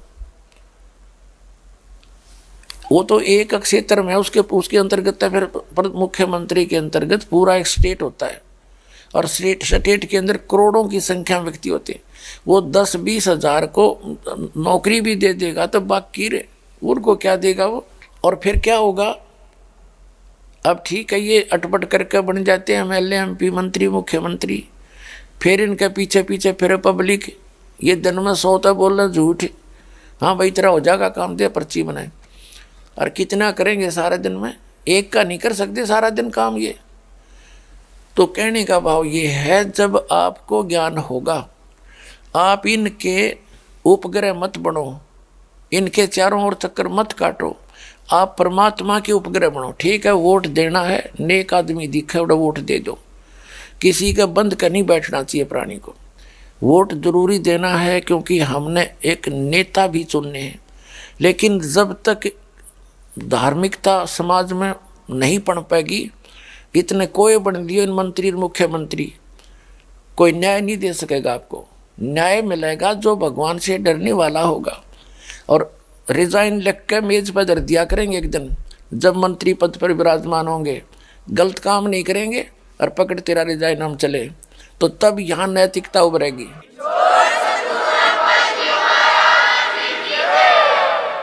अरे भी ये कुर्सी के चिपक के बैठ गए, चाहे कुछ भी करना पड़ो इन्हें, चाहे मांस मरवाने पड़ो, चाहे इन्हें कुछ भी करना पड़ो, अब कुर्सी नहीं छोड़ सकते तो क्या कर सकते ये। तो पुण्यात्माओं, ये दोष किसी का नहीं, ये दोष अज्ञानता का है। और दास ये चाहता है कि एक बार इनको इस जहर का पता लग जाए जो विष ये खा रहे हैं। दुनिया ने लूट लूट के बैंक इकट्ठे कर लिए, जैसी अफवाहें सुनते हैं ये सच्ची है वो झूठ से वो जाने कि दूसरे देशों के बैंकों में भी राजनेताओं ने पैसे ठोक रखे, और कल वो मर जाएगा, वो तो गधा बन रहा है। हर बैंक में पैसे कौन प्रयोग करेगा उसके, है ना विष। तो कहने का भाव ये है, ये तो बालक हैं, कति बच्चे नादान, और न बौड़ी बूझ कह दे वो भी थोड़े, जो क्या की खातिर लाग रहे हैं। 2 रोटी चाहिए एक इंसान को, 2 टाइम के टूक मालिक सब न देता है। और एक झोंपड़ी, एक कमरा हो चाहे मकान से 20 कमरे की कोठी हो, उसमें एक कमरे में एक चारपाई पर सोता है इंसान। और जब तक आत्मिक शांति नहीं है तो बाढ़ में जाओगा कोठी, वो कोठी भी नरक दिखाई देगी उसको। तो सबसे पहले आत्मिक शांति हो, भगवान का साथ हो, तो फिर कितना फिर वो आदर रखेगा मालिक आगे से आगे। तो दास जो आपको समझाना चाहता है, दास को आप इस बात से परिचित कराना चाहता है कि ये जहर नहीं खाना, रिश्वत नहीं लेना, और भाई दहेज नहीं लेना। ये आपके ऊपर संस्कार जुड़ते रहते हैं। यदि आपने यहाँ से पीछा छुटवाना है तो आपने समाज भी स्वच्छ बनाना पड़ेगा। और ये ज्ञान से होगा, वैसे तो हो नहीं सकता। कहने तो शिक्षा देने वाले पता नहीं कितने जालिए, और ये तो ऐसे शिक्षा देने वाले हैं। कहते हैं एक व्यक्ति भाषण दे रहा था कि बैंगन नहीं खाना चाहिए, बैंगन में ये अवगुण होते हैं, ये अवगुण होते हैं। और घर पे उसकी पत्नी ने बैंगन ले रखे थे उस दिन, वो फेंक दिए बाहर ठाके उसका सत्संग सुन के। घर पर आया ने बोला सब्जी नहीं बनाई, एक बैंगन ला रही थी, आपने ने कहा था बैंगना बहुत खराब होते हैं तो खाने नहीं चाहिए, मैंने फेंक दिया। सोनो कहे तो लोगों के लिए बतान गए थे, तो ने गलत करा फेंक दिए। तो कहने का भाव ये है कि ऐसे वक्ताओं का असर जनता पे होया नहीं करे, वो बकवाद करें, जैसा भी माहौल देखें उसी ये बात कर दें, क्योंकि उन्हें तो अपनी जो ना माया इकट्ठा करने का साधन बना रहे, चाहे संत हैं चाहे कोई राजनेता है, उनका इतना ही उद्देश्य रह गया। लेकिन कोई भी जिस मार्ग पर आप लगे हो, जैसे कोई मंत्री है या कोई भी पोस्ट प्राप्त है या कोई संस्कार है, वो भगवान ने जितना लिख रखा ना उससे ज़्यादा आप प्राप्त नहीं कर सकते, चाहे कितने सतर्कता बरत लियो। और भगवान शरण में आ जाते हो, ना भाग में होगा तो भी लिख देगा यो कबीर, भगवान के पास तो पूरी शक्ति है। और पुण्यात्माओं, नागरिक नेक बनने पड़ेगा हमने सब ने। सबसे पहले शराब छोड़ दे, मांस और तम्बाकू का प्रयोग त्याग दे। एक व्यक्ति शराब पीने वाला कम से कम अगर एक दिन भी महीने में पीवे, हफ्ते में, तो सहमत 500-400 की शराब तो खराब कर ही देता है, बल्कि ज़्यादा की वैसे बहुत महंगी हो रही होगी। और 400-500 रुपये तो बीड़ी पीने वाला बर्बाद कर देता है, बीड़ी। तो ये सारी बुराई छोड़ के परमात्मा की भक्ति करेंगे, एक तो वातावरण दूषित नहीं होता। जैसे एक सारा भारतवर्ष में 20% व्यक्ति मुश्किल से बचे होंगे जो तम्बाकू सेवन नहीं करते, सिगरेट, बीड़ी, हुक्का। तो ये सब हुक्का बीड़ी पीते हैं तो वातावरण में कितना प्रदूषण हो रहा है। मेरे ख्याल में 20 फैक्ट्री ला दे, उनते ना हो इतना जितना इन तम्बाकू के ठूठे मारनियाँ तो है। तो ये एक तो वातावरण शुद्ध होगा। हमारे शरीर के अंदर भी तम्बाकू बहुत हानि करता है। तम्बाकू सबसे ज़्यादा अपराध माना गया है भक्ति मार्ग में। और मांस तो आपने पता ही है, दूसरे का गल काट के खावे तो अपने बच्चों को काट के देखे कैसा लगे। इसी प्रकार शराब पीना तो महापाप है, क्योंकि शराब पी के इंसान राक्षस शैतान बन जाता है, अपने और पराये का उसको ध्यान नहीं रहता, के कर डाले।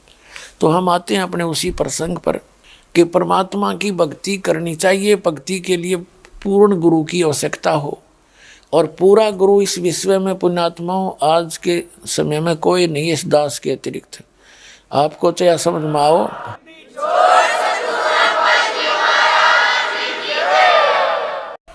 ये आपका सौभाग्य और दुर्भाग्य साथ रहेगा। आपको कब ये बात विश्वास में आवेगी जो दास बोल रहा है। और जब तक पूरा गुरु नहीं मिला मोक्ष हो नहीं सकता। और जो प्रसंग चल रहा था कि एक हरि के नाम बिना ये राजा सब हो, मट्टी लदे कुमार के फिर घास न नीरे कोई, घास न डाले कोई। परमात्मा कहते जब राजा भी गधा बनेगा बिना भक्ति के, तो आप अपने सतर्कते सोच लियो आपकी की औकात, आपका की ना बनेगा। दूसरा फिर क्या बताते हैं, गुरु के बिना, गुरु बिन माला फेरते, गुरु बिन देते दान, गुरु बिन दोनों निष्फल हैं, चाहे पूछो वेद पुराण। फिर क्या बताते हैं परमात्मा कि तुम राम और कृष्ण से ऊपर किसी को नहीं मानते। राम कृष्ण से कौन बड़ो, उन्हों भी गुरु कीन, तीन लोक के वे धनी, गुरु आगे अधीन। परमात्मा कहते हैं राम कृष्ण से कौन बड़ा। आप जी श्री राम और श्री कृष्ण से ऊपर किसी ने नहीं मान दे, और उन्होंने भी गुरु बनाए। तीन लोक के वो धनी, तीन लोक के मालिक, पृथ्वी लोक, नीचे पाताल लोक और ऊपर स्वर्ग लोक। इन तीनों लोकों के ऊपर इन ब्रह्मा विष्णु महेश जी का आधिपत्य है। जैसे विभागीय मंत्री होते हैं, रजोगुण विभाग के ब्रह्मा जी, सतोगुण विभाग के विष्णु जी और तमोगुण विभाग के भगवान शंकर जी। ये एक एक विभागीय मंत्री हैं और इन तीनों लोक के ये धनी हैं। तो परमात्मा कहते हैं राम कृष्ण से कौन बड़ो, उन्हों भी गुरु कीन, और तीन लोक के वो धनी भाई गुरु आगे अधीन। क्योंकि गुरु जी गुरु धारण करने के उपरांत फिर गुरु जी के साथ कैसा व्यवहार हो उसके विषय में परमात्मा ने बताया है। गुरु गोविंद दोनों खड़े, काके लागू पाए, बलिहारी गुरु अपना, जिन गोविंद दियो मिलाए। क्या बताते हैं परमात्मा कि गुरु गोविंद दोनों खड़े, किसके लागू पाए, और बलिहारी गुरु अपना, जिन गोविंद दियो मिलाए। फिर क्या बताते हैं, गुरु मानुष कर जानते, ते नर कहिए अंध, महादुखी संसार में, आगे काल के फंद। क्या बताते हैं कि यदि गुरु जी को आप एज ए मैन ट्रीट करते हो तो कहते हैं आपकी भक्ति सफल नहीं हो सकती। जैसे कई भक्त यहाँ इंटरव्यू में भी पूछते हैं कि भाई आप क्या अपने गुरु जी के को भगवान मानते हो। तो पुण्यात्माओं, दास को अपनी सतीची का पता है। दास एक जीव है, भगवान नहीं है। लेकिन ये दास उस परम पिता समर्थ का प्रतिनिधि है। तो आप जी ने तो इस दास को एज ए गुरु ट्रीट करना पड़ेगा, ना आपकी यह समस्या हल हो नहीं सकती। जैसे एक मैथमेटिक्स के अंदर एक ऋण का प्रश्न आता है जो ब्याज का, उसके अंदर मूलधन ज्ञात करना होता है। मूलधन तो उसके लिए पहले सपोज करना पड़ता है, मान ले मूलधन 100 रुपये। वो 100 रुपये मूलधन नहीं होता, होता तो रुपये ही है, थोड़ी राशि होती है, लेकिन वास्तव मूलधन तो करोड़ों में अरबों में होता है। तो वो अरबों और करोड़ों वाला मूलधन आपको प्राप्त नहीं हो सकता जब तक आप 100 रुपये मूलधन नहीं मान कर चलोगे। तो 100 रुपये मूलधन मानना पड़ेगा। मान लीजिए मूलधन 100 रुपये, फिर उससे वो दर निकल आती है, उसके बाद फिर उनको मल्टीप्लाई करके फिर वो मूलधन प्राप्त किया जाता है। तो इसी प्रकार इस दास को यानी गुरु जी को आपने एज ए गॉड ट्रीट करना पड़ेगा, जिससे आपकी रिहर्सल बनेगी, आपका अभ्यास बनेगा। जैसे बच्चे मिलिट्री में भर्ती होते हैं, सेलेक्ट होते हैं, तो उनको युद्ध से पहले युद्ध करने की सारी ट्रेनिंग दी जाती है। ऐसे भी चलाया जाता है, ऊंचे ऊंचे से कुछ जंप कराया जाता है, खूब उछाल कूद कराई जाती है, रस्सों पर चढ़ाया जाता है, ऊंचे से जल में छलांग लगवाई जाती है, और युद्ध की रिहर्सल कराई जाती है। सामने किसी दीवार या मिट्टी के कट्टे रख के, मिट्टी भर के बारदानों में, और उनसे फायरिंग करवाई जाती है, ताकि वो उस समय अपने वो पहले किया हुआ अभ्यास उनका काम आवे। और पहले ना कर रखा हो, बकवाद कर रखी हो, और युद्ध में जाकर खड़ा हो जाए, वहाँ क्या करेगा वो? 2 मिनट में फेल होएगा ना सारे काम का। तो इसी प्रकार यहाँ आप जी ने इस दास को एज ए गुरु ट्रीट करके अपनी रिहर्सल करनी पड़ेगी, क्योंकि जब आप यहाँ से जाओगे शरीर छोड़ के, तो इस दास के रूप में परमात्मा मिल लेंगे, और वहाँ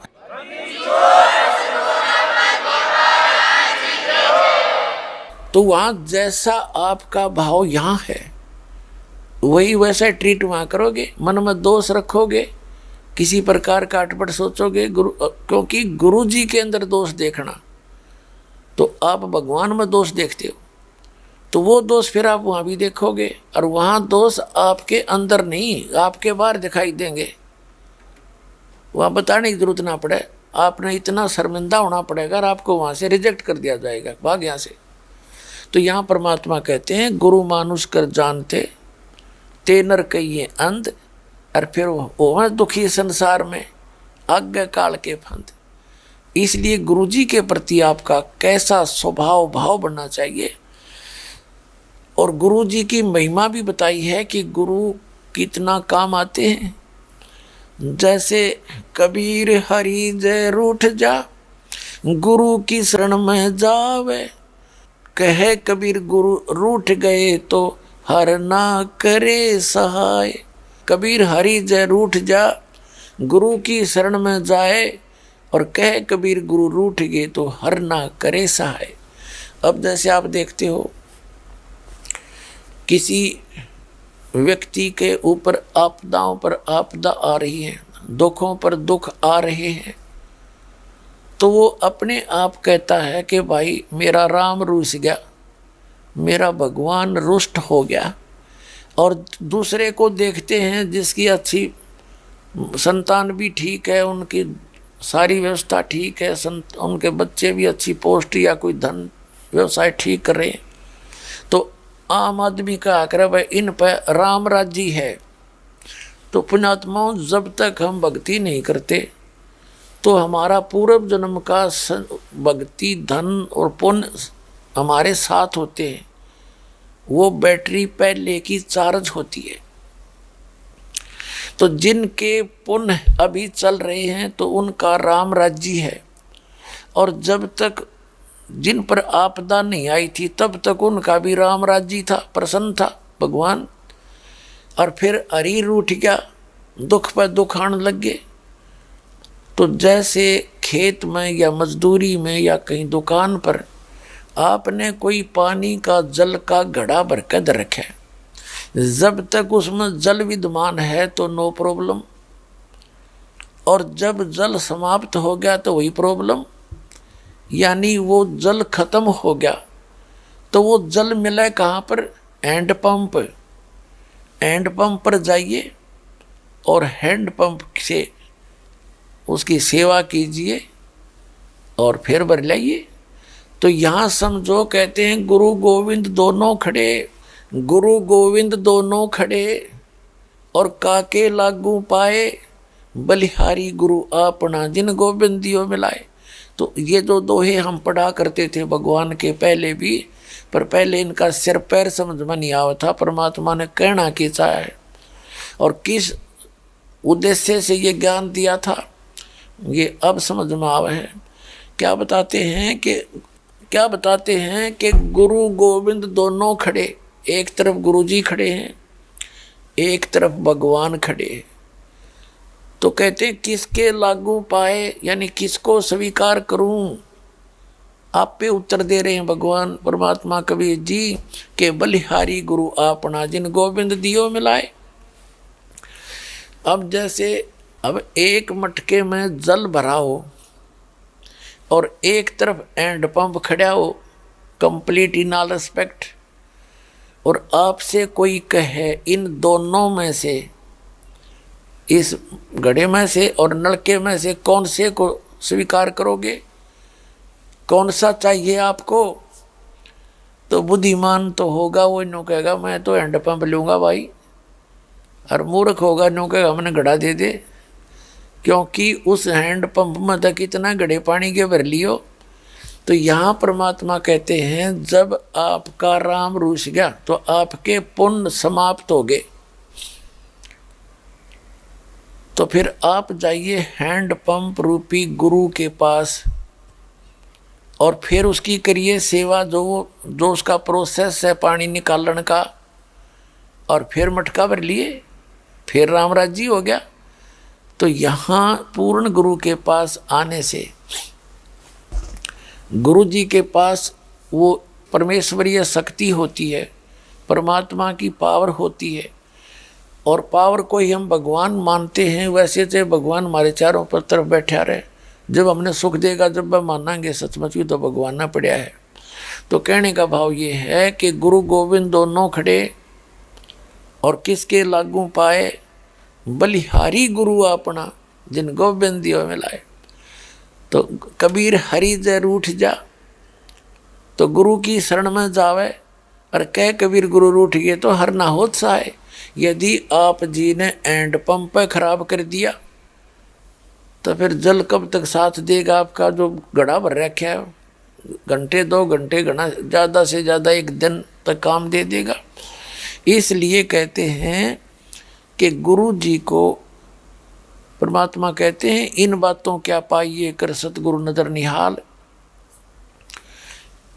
तो गुरु जी को आप एज ए गॉड ट्रीट करने से आपके जो आपका राम रूस गया था वो फिर से प्रसन्न हो जाएगा, आपको पुण्य से वह भक्ति प्राप्त होगी, आपका कल्याण होगा। तो गुरु बिन माला फेरते, गुरु बिन देते दान, गुरु बिन दोनों निष्फल हैं, चाहे पूछो वेद पुराण।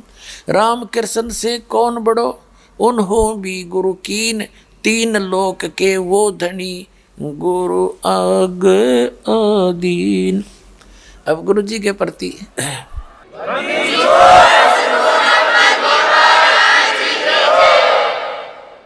अब कबीर परमात्मा कहते हैं कि 3 लोक सब राम जपत हैं, राम राम करते हैं, और जान मुक्ति को धाम और श्री राम ने वशिष्ठ गुरु किए और उनको दिया उसने ओम नाम। देखो अकल, कहते हैं 3 लोक के व्यक्ति प्राणी राम राम जपते हैं, इसको मोक्ष मंत्र मान के। और जिस राम को तुम श्री रामचंद्र जी दशरथ पुत्र को एज ए राम ट्रीट करते हो भगवान, और उस तुम्हारे राम ने वशिष्ठ मुनि से नाम दिया था, उसने तो उसको ओम मंत्र दिया था, और तुम राम राम का रट्टा ला रहे। है कोई अकल? देख कैसा बुद्धि थी हमारी। तो परमात्मा कहते हैं 3 लोक सब नाम राम जपत हैं, जान मुक्ति को धाम, और श्री राम ने वशिष्ठ गुरु कियो, उनने दिया उनको ओम नाम। तो कहने का भाव ये है कि जो साधना आप करते हो उसका एक प्रॉपर वे है, और उस वे के बिना आप करते हो तो वो आपकी शास्त्र विधिता का मनमाना आचरण है। उससे गीता जी के अध्याय नंबर 16 के श्लोक 23 और 24 के अनुसार आपको कोई लाभ होना ही नहीं। और गुरु पूरा हो, जैसे ये नकली गुरु हैं आज सब कथा करते हैं, उद्देश्य उनका माया ही होती है। तो पुण्यात्माओं, एक पंडित जी था, मनीराम नाम था ब्राह्मण का। एक नगर के अंदर धार्मिक से लोग थे कुछ, उसमें उसने कथा रख दी, भागवत कथा करा तो करें 7 दिन में, पर उसने रख दी 1 महीने की, इस उद्देश्य से कि रोजाना के 10 रुपये भी पूजा होगी तो 300 रुपये हो जाएंगे। उस समय की बहुत पहले की बात है। उधर से गांव के अंदर कुछ बदमाश से व्यक्ति थे, उन्होंने सोचा भाई पूर्णमासी के दिन पंडित जी कथा को भोग लगा होगा। उसी दिन उन्होंने एक नाचने गाने वाली चंपाकली नाम की लड़की दिल्ली से ले आए। जिस दिन पंडित जी ने कथा का भोग लगाना था उसी दिन उन्होंने वो सांग करवा दिया और नाचने गाने वाली ले आई लड़की, चंपाकली नाम था। अब सारा गांव छोड़ कर पंडित जी ने जा खड़ा और उस नाचने गाने वाली के वो बकवाद सुनने देखने के लिए। तो उस चंपाकली को 500 रुपये चांदी के, आज तो 50 लाख समझ लो ने, वो 500 रुपये चांदी के दान उसके उसके नाचने गाने का जो है ना, लोगों ने 500 रुपये दे दिए उसको, चढ़े उसको, उसकी पूजा जान लो बात है। और पंडित जी का आए 30 रुपये, कुल 30 रुपये चढ़े 30 दिन में। अब पंडित जी चल पड़ा वहाँ से अपना लागा भोग कोसता हुआ उन लोगों को के, तो वो पहुँच गया आदरणीय गरीबदास साहिब जी गांव छुड़ानी जिला झज्जर वाले के पास। उसने सुना हुआ था कि एक बड़े महापुरुष आए हुए हैं, तो संत भक्तों के पास बैठ के ही अपने दुख और सुख की चर्चा करना उचित समझते हैं। आदरणीय गरीबदास साहिब जी पूर्ण परमात्मा कबीर देव जी के शिष्य थे। परमात्मा स्वयं आकर के कबीर जी छुड़ानी में उनको मिल रहे थे, गांव छुड़ानी में सचखंड सतलोक लेकर गए थे, वापस छोड़ा था।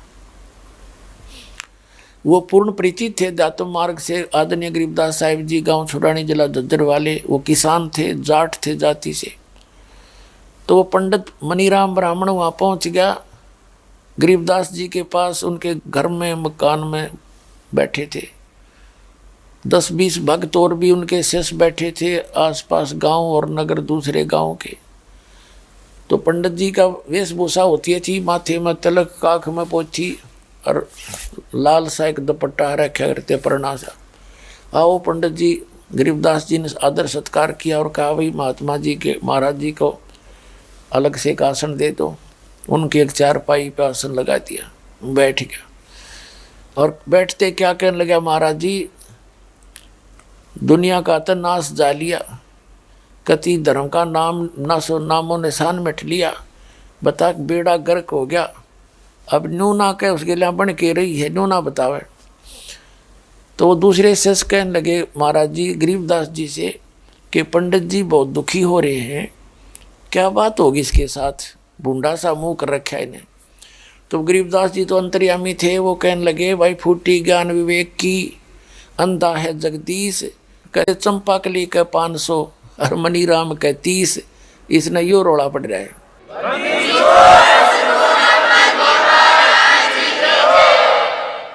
जब ये बात उसने मनीराम ब्राह्मण ने देखा कि मैंने तो जिक्र भी ना कराया, मैं तो चलो बिरड़ाऊँ जरूर था और बताना भी ना चाहा था, इनको कैसे पता लग गया, तो अंतर्यामी है।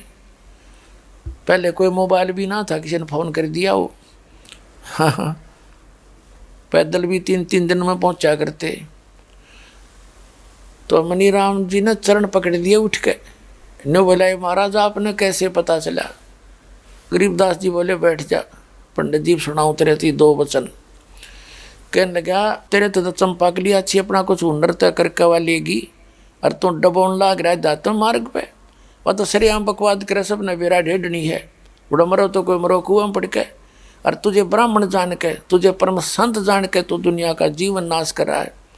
जब कहाँ गए थे ये ब्राह्मण, जिसमें राजा परीक्षित को डसना था 7वें दिन सर्प ने, और सब ने हाथ खड़े कर लिए थे, हम कथा नहीं सुना सकते, हम योग्य नहीं है, इंक्लूडिंग वेद व्यास जी जो राइटर ऑफ द सुधा सागर, उसने भी कह दिया था मैं योग्य नहीं हूँ इसके, क्योंकि 7वें दिन परिणाम आना था और बेइज्जती होनी थी उसकी सरेआम। तो सारे पीछे नट गए। तो स्वर्ग से सुखदेव ऋषि बुलाया गया था, अरीब तब उसने जितना लाभ मिलना था उससे मिला, पृथ्वी वाले उन ब्राह्मणों से उसके पाठ करना तो उसको भी नहीं होना था। अरीब तुम कोई भी हुआ वो एक आँख में पोथी टांगे का मैं भी ब्राह्मण हो गया, मैं गुरु हो गया, कथा कर दूंगा, तुम सबसे बड़े दुश्मन हो समाज के, और अपना कर्म बिगाड़ लिया तेने।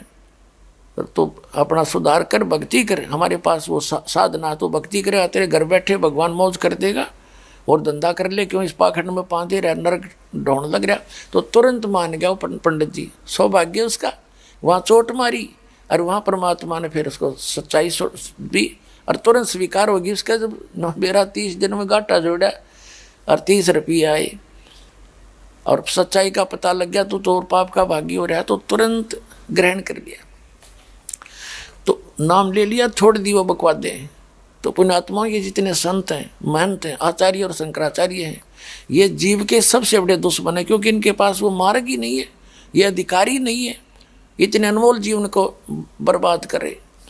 एक समय गरीबदास साहिब जी का एक शिष्य इधर पंजाब में चला गया, और वहाँ गरीबदास साहिब जी की वाणी ब्रह्म वेदिया पढ़ते हो डेली, इसको पढ़ रहा था बैठ के किसी जोड़ के किनारे तालाब पे, सुबह सुबह सफ़र कर रहा था, रात वहाँ रुक गया, वहाँ नहा धो कर अपने सुबह का नित्यनेम करे था।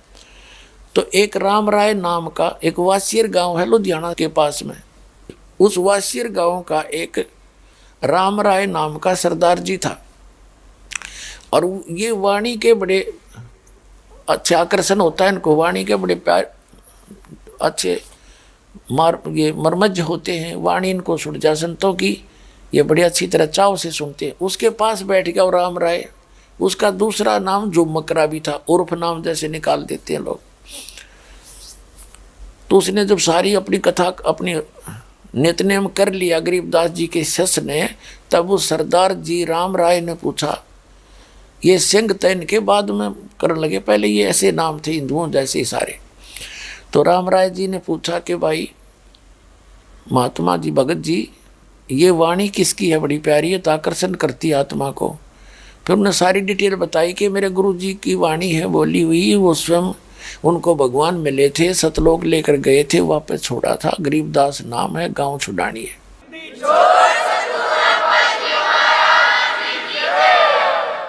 तो सरदार जी ने सोचा भाई ऐसे महापुरुष के दर्शन करने चाहिए जिनको भगवान मिला है, और वो पुजारी था विष्णु जी का, चाहे बेशक वो सिख था, लेकिन साथ में पैरेलल पूजा विष्णु जी की भी करता, तो उसको इष्ट मानता था।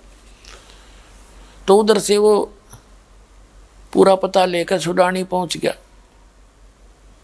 छुडानी जाकर के उसने पूछा भाई गरीबदास जी महाराज कहाँ हैं, लेकिन वो महाराज यानी संत की जो उसने वेशभूषा और कल्पना मान रखी थी कि कोई धूने दाने पर बैठा पाओगा, धूना लगा के चिमटा हाथ में होगा, राख लपेट रखी होगी सारे शरीर पर, और या फिर दाढ़ी मूछ बढ़ा रखी होंगी, गल में माला डाल रखी होगी, बड़ी बड़ी जटा होंगी, या लाल पीले कपड़े होंगे, वो ये कल्पना करता हुआ चल रहा था महात्मा ऐसा होगा। तो वो पहुंच गया उनके घर पे 2-4 भक्त बाहर के गांव के बाहर के बैठे थे। उनसे पूछा भाई गरीबदास जी महाराज कहाँ हैं, कहाँ मिलेंगे? उन्होंने बताया जी वो खेतों में गए हुए हैं घूमने फिरने के लिए। उस राम राय ने पूछा कितनी देर में आएंगे? पता नहीं भाई, मूड है उनका, आ जाओ तो अभी आ जाए, नहीं तो शाम तक दोपहर तक भी ना हो, 12-1 बजे आते हैं। और सुबह सुबह का समय था, 8-9 बजे, गर्मियों का मौसम था। अब उस पर के रुक क्या जाता कि अभी किधर गए हैं मुझे बता दे, मैं दर्शन करूंगा। तो उन्होंने बता दिया इस साइड में खेत है उनके, और वहाँ एक ऐसे ऐसे स्थान बता दिया, उसकी पहचान बता दी रास्ते पे। वो जा रहा था राम राय, खेतों में मिलूंगा जाकर महात्मा जी को। और गरीबदास जी आ रहे थे, अपने पशुओं के लिए चारा काट के सिर पर रखे आ रहे थे, जवार एक बंडल सा। उस राम राय ने उन्हीं से पूछ लिया कि भाई गरीबदास महाराज जी से मिलना है, और सुना है ये यहीं आए हुए खेतों में। अब गरीबदास जी ने सोचा, यदि मैं इसको यूं कह दूंगा कि मैं हूं भाई गरीबदास, बोल क्या कहना चाहते हो, क्योंकि वो तो अंतर्यामी थे, वो जान चुके थे इसने महाराज की जो कल्पना बना रखी है, काल्पनिक महाराज बना रखा है, सर पर जटा होगी, हाथ में चमटा होगा, राख लपेट रखी होगी हैं, और या फिर लाल कपड़े पीले पैर रखे होंगे, तो महात्मा ना, तो महात्मा नहीं मान रहे हो। गरीबदास जी बोले भाई मेरे साथ आ जा, आजा मैं मिलाऊंगा गरीबदास महाराज जी थे। वो कहने लगा मैंने सुना है यहाँ यही है कहीं पर ना, वो जाए, आजा मेरे साथ, मैं बताऊंगा कहाँ है वो वापस आ गया। वापस आया तो जो ही घर पर आए, वो सिर पर चारा का जो बंडल ले रखा था बरोटा, वो 2-4 चेले बैठे थे, उनने बात दौड़ के उनसे दंडोत प्रणाम किया पहले तो गरीबदास जी को, उन शिष्यों ने जो उनके घर पर बैठे थे, और फिर उनका वो चारा जो सिर पर रखा हुआ था वो लिया। फिर उन्हें सोची, राम राय भी एक बहुत अच्छा सेठ, वो साहूकार था, यानी जमीन थी काफ़ी, भूमिहर था वो, 900 एकड़ जमीन थी उसके, 900 एकड़, और गरीबदास जी की थी 1400 एकड़ जमीन। तो राम राय, एक राय इसीलिए कहते हैं उनको, जो अच्छे धनी लोगों को राय साहब कहा करते थे। तो राम राय ने सोचा, ये यहाँ की ये बैठे हैं ना ये व्यक्ति, ये इसके नौकर नाकर होंगे, इसे कर्जा कुर्जा ले रखा होगा ऋण, इसलिए इसने प्रणाम करे हैं, बता। उनसे पूछा भाई यू कौन है, वो कहने लगे यही तो महाराज जी हैं गरीबदास जी। गरीबदास जी थोड़ा मुंह फेर लिया दूसरी साइड में। तो उसने सोचा, राम राय ने सोचा, अरे तेरा गजब, ये इतनी दूर आया 300 किलोमीटर चाल के, हरिओ महाराज जी पाया, खोदा पहाड़ निकली चुईया। तो उस आपने वहाँ आने को वो घना असफल मान के अंदर अंदर घना दुखी हो गया। अब देख मैं भी अच्छा पागल हूँ, कहाँ आ गया ये महाराज जी, इसमें एक भी लक्षण को ना संताले। तो पुण्यात्मा जैसे भगवान आए थे कबीर साहब, यूपी की वेशभूषा, धोती कुर्ता, दाढ़ी बढ़ा रखी, सिर पर टोपी, तो उसको कौन भगवान माने, संत भी ना माने, वो थे परमात्मा। तो हमारा जो दृष्टिकोण गलत हो गया, हमने ये भाई ये आडंबर करने वालों को ज़्यादा चाह लिया, इनको ही सब कुछ मान लिया था, ये हमारी भूल थी। ये तो एक शरीर है, भक्ति बॉडी है, इस बॉडी में जो भक्ति करेगा तो इसके अंदर वो शक्ति संग्रहित हो जाएगी। कपड़े किसे पहन लिए, वो शक्ति ने काम करना, ऊपर ले भाई आडंबर ने नहीं करना, तो वह उसके गले उतरा नहीं थी।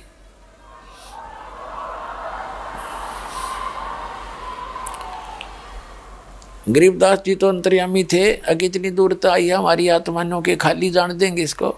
सभी जो सेवादार थे उनको काम भेज दिया, भाई जाओ एक बाल्टी पानी लाओ, मेरी धोती कुर्ता लाओ, स्नान करूँगा, और एक जना बैलों को पानी पिला कर लाओ, दूर तक जाना होता, ऐसे ऐसे भेज के बाल्टी रखवा ली और नहाने लग गए। एक और राम राय सामने बैठ जा, बैठा दिया वहाँ पर चारपाई पे, उसको आसन बिछा रखा था, वहाँ बैठ जाओ। गरीबदास जी स्नान कर लिया, स्नान करके जैसे आप हमारे हरियाणा में धोती बांधते, कदा बुढ़ा बुजुर्ग यहाँ भी देखा होगा अपना धोती बांधे, वह धोती लगभग 15-16 फुट की हो है लंबी, 10-11 फुट की, तो उसी को बांध लेते हैं ऐसे, और उसी में से एक बेल्ट बनाते हैं अलग से, ऐसे नारा सा पल्ला बनाकर उसको फिर एज ए बेल्ट बांधते हैं, उसको अड़बंद बोले हैं देसी भाषा में, अड़बंद जैसे बेल्ट होती है।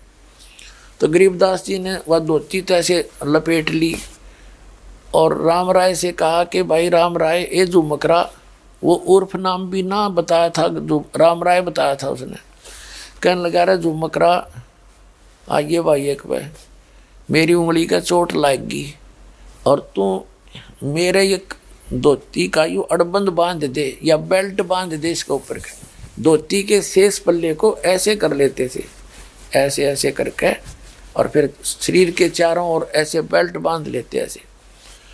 तो कहने लगा बांध दिया बेल्ट धोती का एक पल्ला। तो उसने गरीबदास जी ने ऐसे मुंह कर लिया और चारों तरफ के ला के ऐसे गांठ लगानी होती थी शरीर के चारों तरफ के। जो ही उसने खींचना चाहा वह गांठ धोती के लागी, शरीर के अंदर से वह निकल आई धोती। राम राय ने सोची तेरा धोखा लाग गया, गांठ उल्टी लागी दिखे। उसने फिर दोबारा करके फिर लाई, खूब ध्यान से देकर नो खींची, अंदर से बाहर आकर धोती का गांठ लगी।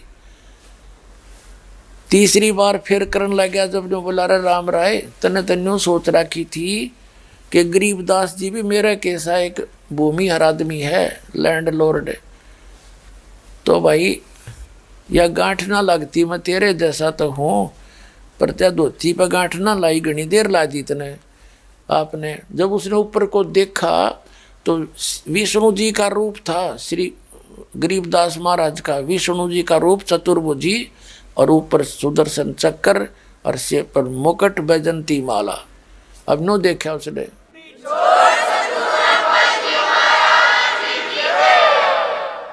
वो कुछ ही सेकंड के लिए था, तो वो एकदम पैरों में पड़ गया। गरीबदास जी बोले ला या तो वहां पर बांध लूंगा, पर इतनी फड़क निकालनी थी मैंने, तेरा जो बैम था भाई। तब गरीबदास जी ने बोला, गरीबदास जी बोले बैठ जाए, तेरे को ज्ञान सुनाऊंगा। मैं परमात्मा को पाया है मैंने, ऊपर सब लोक देखे, और यहाँ फिर उसने सारी सृष्टि रचना सुनाई। 2-3 दिन घर रखा, प्यार से उसको खाना पीना बिल्कुल एक आदर से रखा, और सारा ज्ञान जब समझा दिया तब राम राय कहता है भगवान ऐसा ज्ञान, हे परमात्मा ये कथा तो आज तक हमारे को किसी ने सुनाई नहीं। हम गुरु ग्रंथ साहिब भी पढ़ते हैं, उसमें इतनी डिटेल नहीं है जितनी आज आपने बताई। तो गरीबदास साहिब ने बताया भाई हम सुल्तानी नानक तारे दादू को उपदेश दिया, जात जुलाहा भेद न पाया वो काशी महे कबीर हुआ। अब राम राय तो सारी साची मानने था, जब सामने देख रहा अपना झटका उसको एक, तो कहने लगा जी आपकी बात कति सारी साची है, पर सिख मानने ना कति इस बात ने। गरीबदास जी बोले भाई मानने का टाइम आओगा जब ये भी मानेंगे, पर तो आप तो मानो, मेरी ज्ञान सुनो। फिर सुनाया परमात्मा। तब क्या बताया कि हे भगवान ये ज्ञान आज तक किसी ने नहीं सुनाया। तब गरीबदास साहिब ने कहा था कि तत्व भेद कोई ना कह रे झूमकरा, ये पैसे ऊपर नाच सुनो रे झूमकरा, कोटों मध्य कोई नहीं रे झूमकरा, ये अरबों में कोई गर्क सुनो रे झूमकरा। गरीबदास जी कह रहे हैं कि इस तत्व भेद से कोई परिचित नहीं है, सब ने पैसे ऊपर नाच नाच रहे हैं ये लोग, ये संत नहीं है। और फिर बताया कि करोड़ों संतों के अंदर कोई संत नहीं मिलेगा आपको, अरबों में कोई गर्क, गर्क का मीन होता है complete in all respect saturated, यानी अरब संतों में तुझे कोई संत एक मिलेगा अरबों में। जो संत होगा तो पुण्यात्माओं ये दास है वो संत है। आज इस पृथ्वी पर सत भक्ति और सत ज्ञान इस दास के पास है उपलब्ध, और सारा विश्व करवाओ कल्याण। आओ सतलोक आश्रम बरवाड़ा में, बोलो सतगुरुदेव।